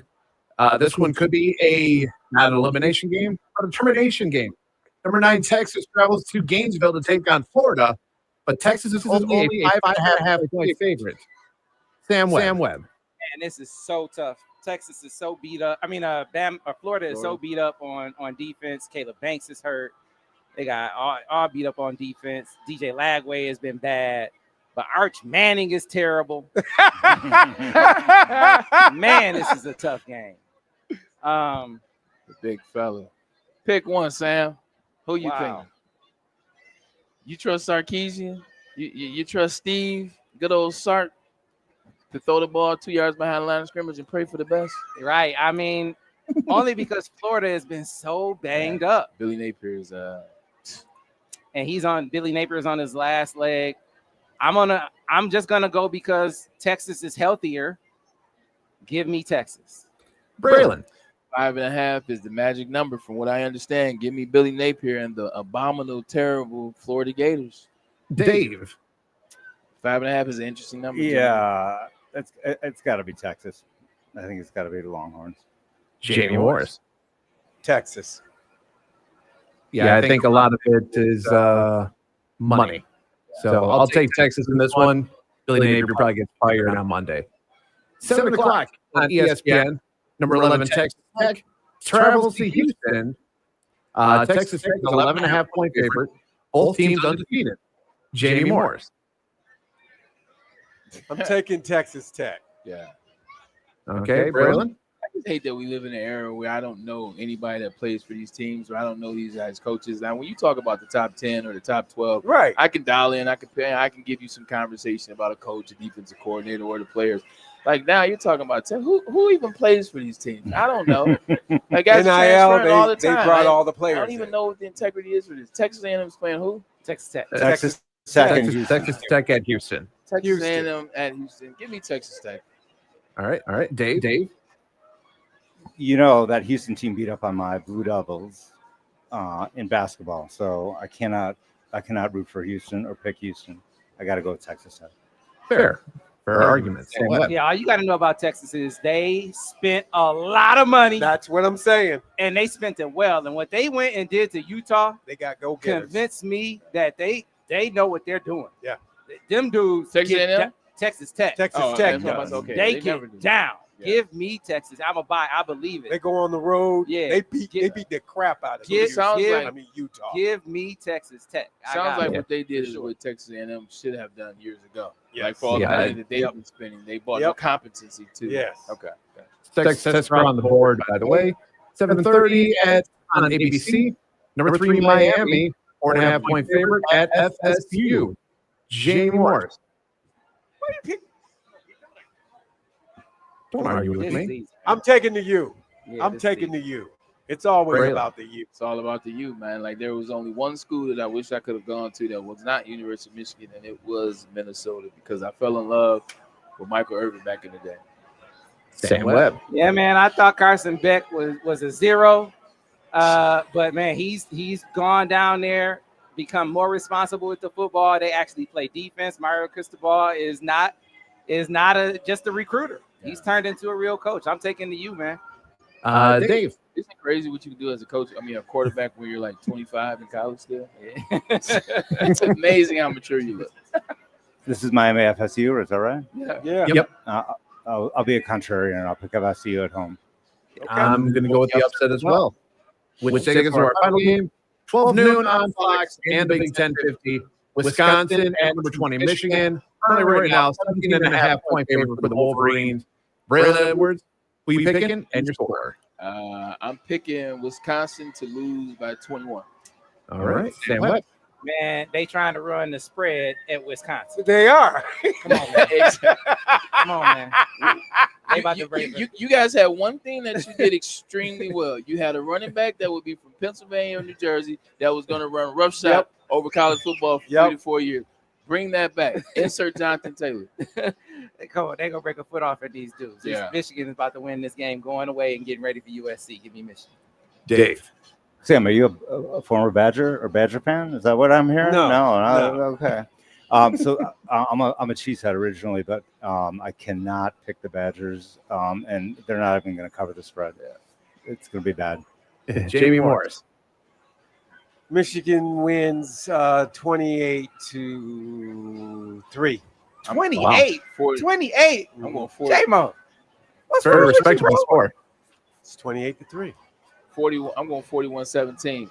Thank you. I will say this though. This feels like a Ohio State type battle as well. Only reason why is because Luke Fickell. So like I know they're gonna punish. Right. I know they're gonna punish Luke Fickell. You know, honestly, Luke Fickell wanted the Michigan job. You know, he was campaigning for it. I know he was. He was calling around for it. Like, come on. Honestly, go ahead. I'm going with Michigan, and I think Luke Fickell will get fired before Billy Napier does. Give me Michigan 48-10. You know that man has he has a $25 million buyout, man. $25 million. Where is Wisconsin? Oh, he ain't going nowhere. Where's Wisconsin? He's got $25 million. If he got $25 million buyout, he ain't leaving. Fishing holes in Wisconsin. He is not leaving. Right.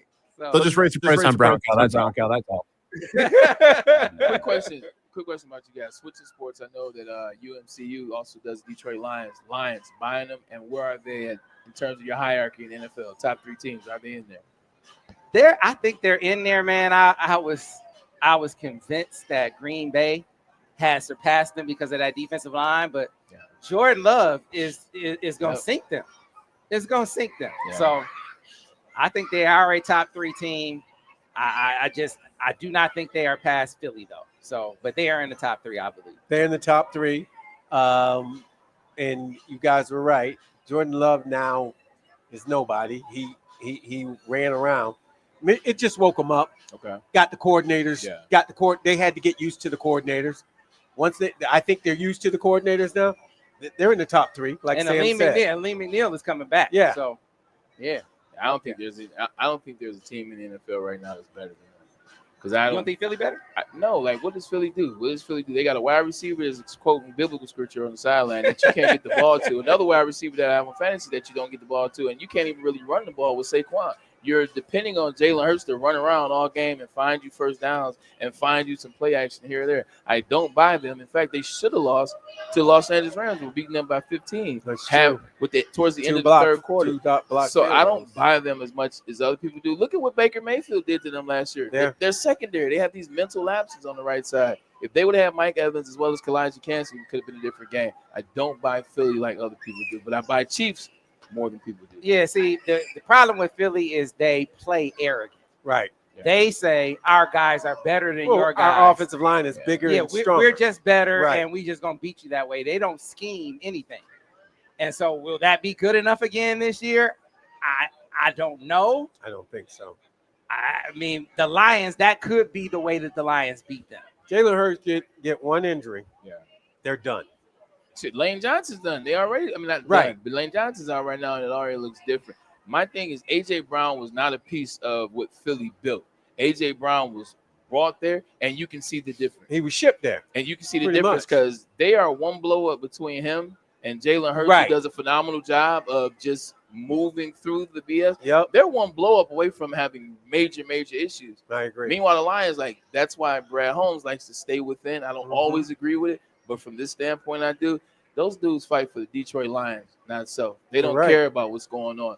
Like the Eagles could be winning, and A.J. Brown's like, "Well, I was opening it." Exactly. I know we Exactly, overtime. man. Can we get a shout out to my girl Rashmi real quick? Can we get a Shout shout out out to real Rosh. quick? You gonna come over and get a shout out real quick before we get out of here? She said, "I'm working." We got to get a shout out real quick. Can we get Rashmi on the air? Cause she make it happen. You got to get on the mic real quick. Come on. The ones and You got to twos. come on, get on the ones and twos real quick. Because anything we do with UMCU is because of Rashmi. This is how we get it to go down. When it comes to behind the uniform, when it comes to this event, it's because of I call her Coach. I call her Coach. Can we put the camera on Rashmi? Can we put the camera on Rashmi? This is my coach right here. What's up? What There up, we go. though? What's up, Coach? What up, though? She gets to go. But not just when it comes to behind the uniform, but even with the Lions, when it comes to when I had to get my boys to see Jay. Oh man, when I wanted my boys to see Jahmyr Gibbs. You know right. You know who made it happen? Rashmi. UMCU, man. It's UMCU. That's what we do. Made it happen. So again, all the things that we do to the partnerships, the NIL partnerships with the guys, all 10 players. I said, Rashmi, how are we gonna get it done? Don't worry, Sam. Yeah, We got we it. get it done. We get it Just done. calm down. Calm down. Yeah, Calm we get down. it done. Yeah, Sam, We we're got gonna make this. it happen. Right. Yeah. Calm down. It's gonna get done, Sam. Right. It's gonna get done. It's gonna get done. Made it happen. I appreciate y'all coming out here today. We appreciate Absolutely. you having us. Yes, Thank you. absolutely. So tell the people about all the things you guys got. You got the All-Star Lounge. Yes. Right? We got the All-Star Lounge. Banner just fell down. We got Don't worry about that. Why are you worried about that? we got the All-Star Lounge going on right now over by the big house. So we're excited. Home game tomorrow. Homecoming is going to be great. We got touchdown tailgate, 3rd year in a row out here. So And then got you a lot guys going got on. you guys got things going on down at Ford Field too, right? Yeah. We just unveiled the UMCU suites, UMCU concourse. I'm going to the tailgate tomorrow. Yeah. so- Come on down. We're doing big things. And then you guys got special. We just had Tiffany on, and she was talking about the only place that you could get the special debit the cards. only place you can get the Detroit Lions debit card, 4 different colors. You could get the Block M debit card. You could get the Winged Helmet debit card. Nowhere else, Sam. There you Nowhere else. There you go, Coach. She makes it go. She makes it happen here. Rashmi Hurst. So Oh, thanks y'all for Appreciate it. having me. Thank You the goat, Sam. appreciate it. So J-Mo, take us home, man. Well, that's going to do it for the M Zone today. We want to say thank you and for all the hospitality today, and it was a great day, and we enjoyed ourselves. Now, take care of one another, and if you're going to do something crazy, have a friend next to you. And if you see Matt Misler, don't touch him. Don't touch me. You're listening to the M Zone. Hey, shout out to Braylon. Shout out to Denard. Shout out to Glenn Dowdy. Shout out to Touchdown Billy Taylor. Touchdown Billy Taylor. And shout out to my man J-Mo. I give him a hard time, but I love this brother. When I say I love this brother, I love this brother. I got so many stories. There's stories I can't tell you. These are just the stories I told on the air. Right. There's stories I can't tell. No, you can't. No, you can't.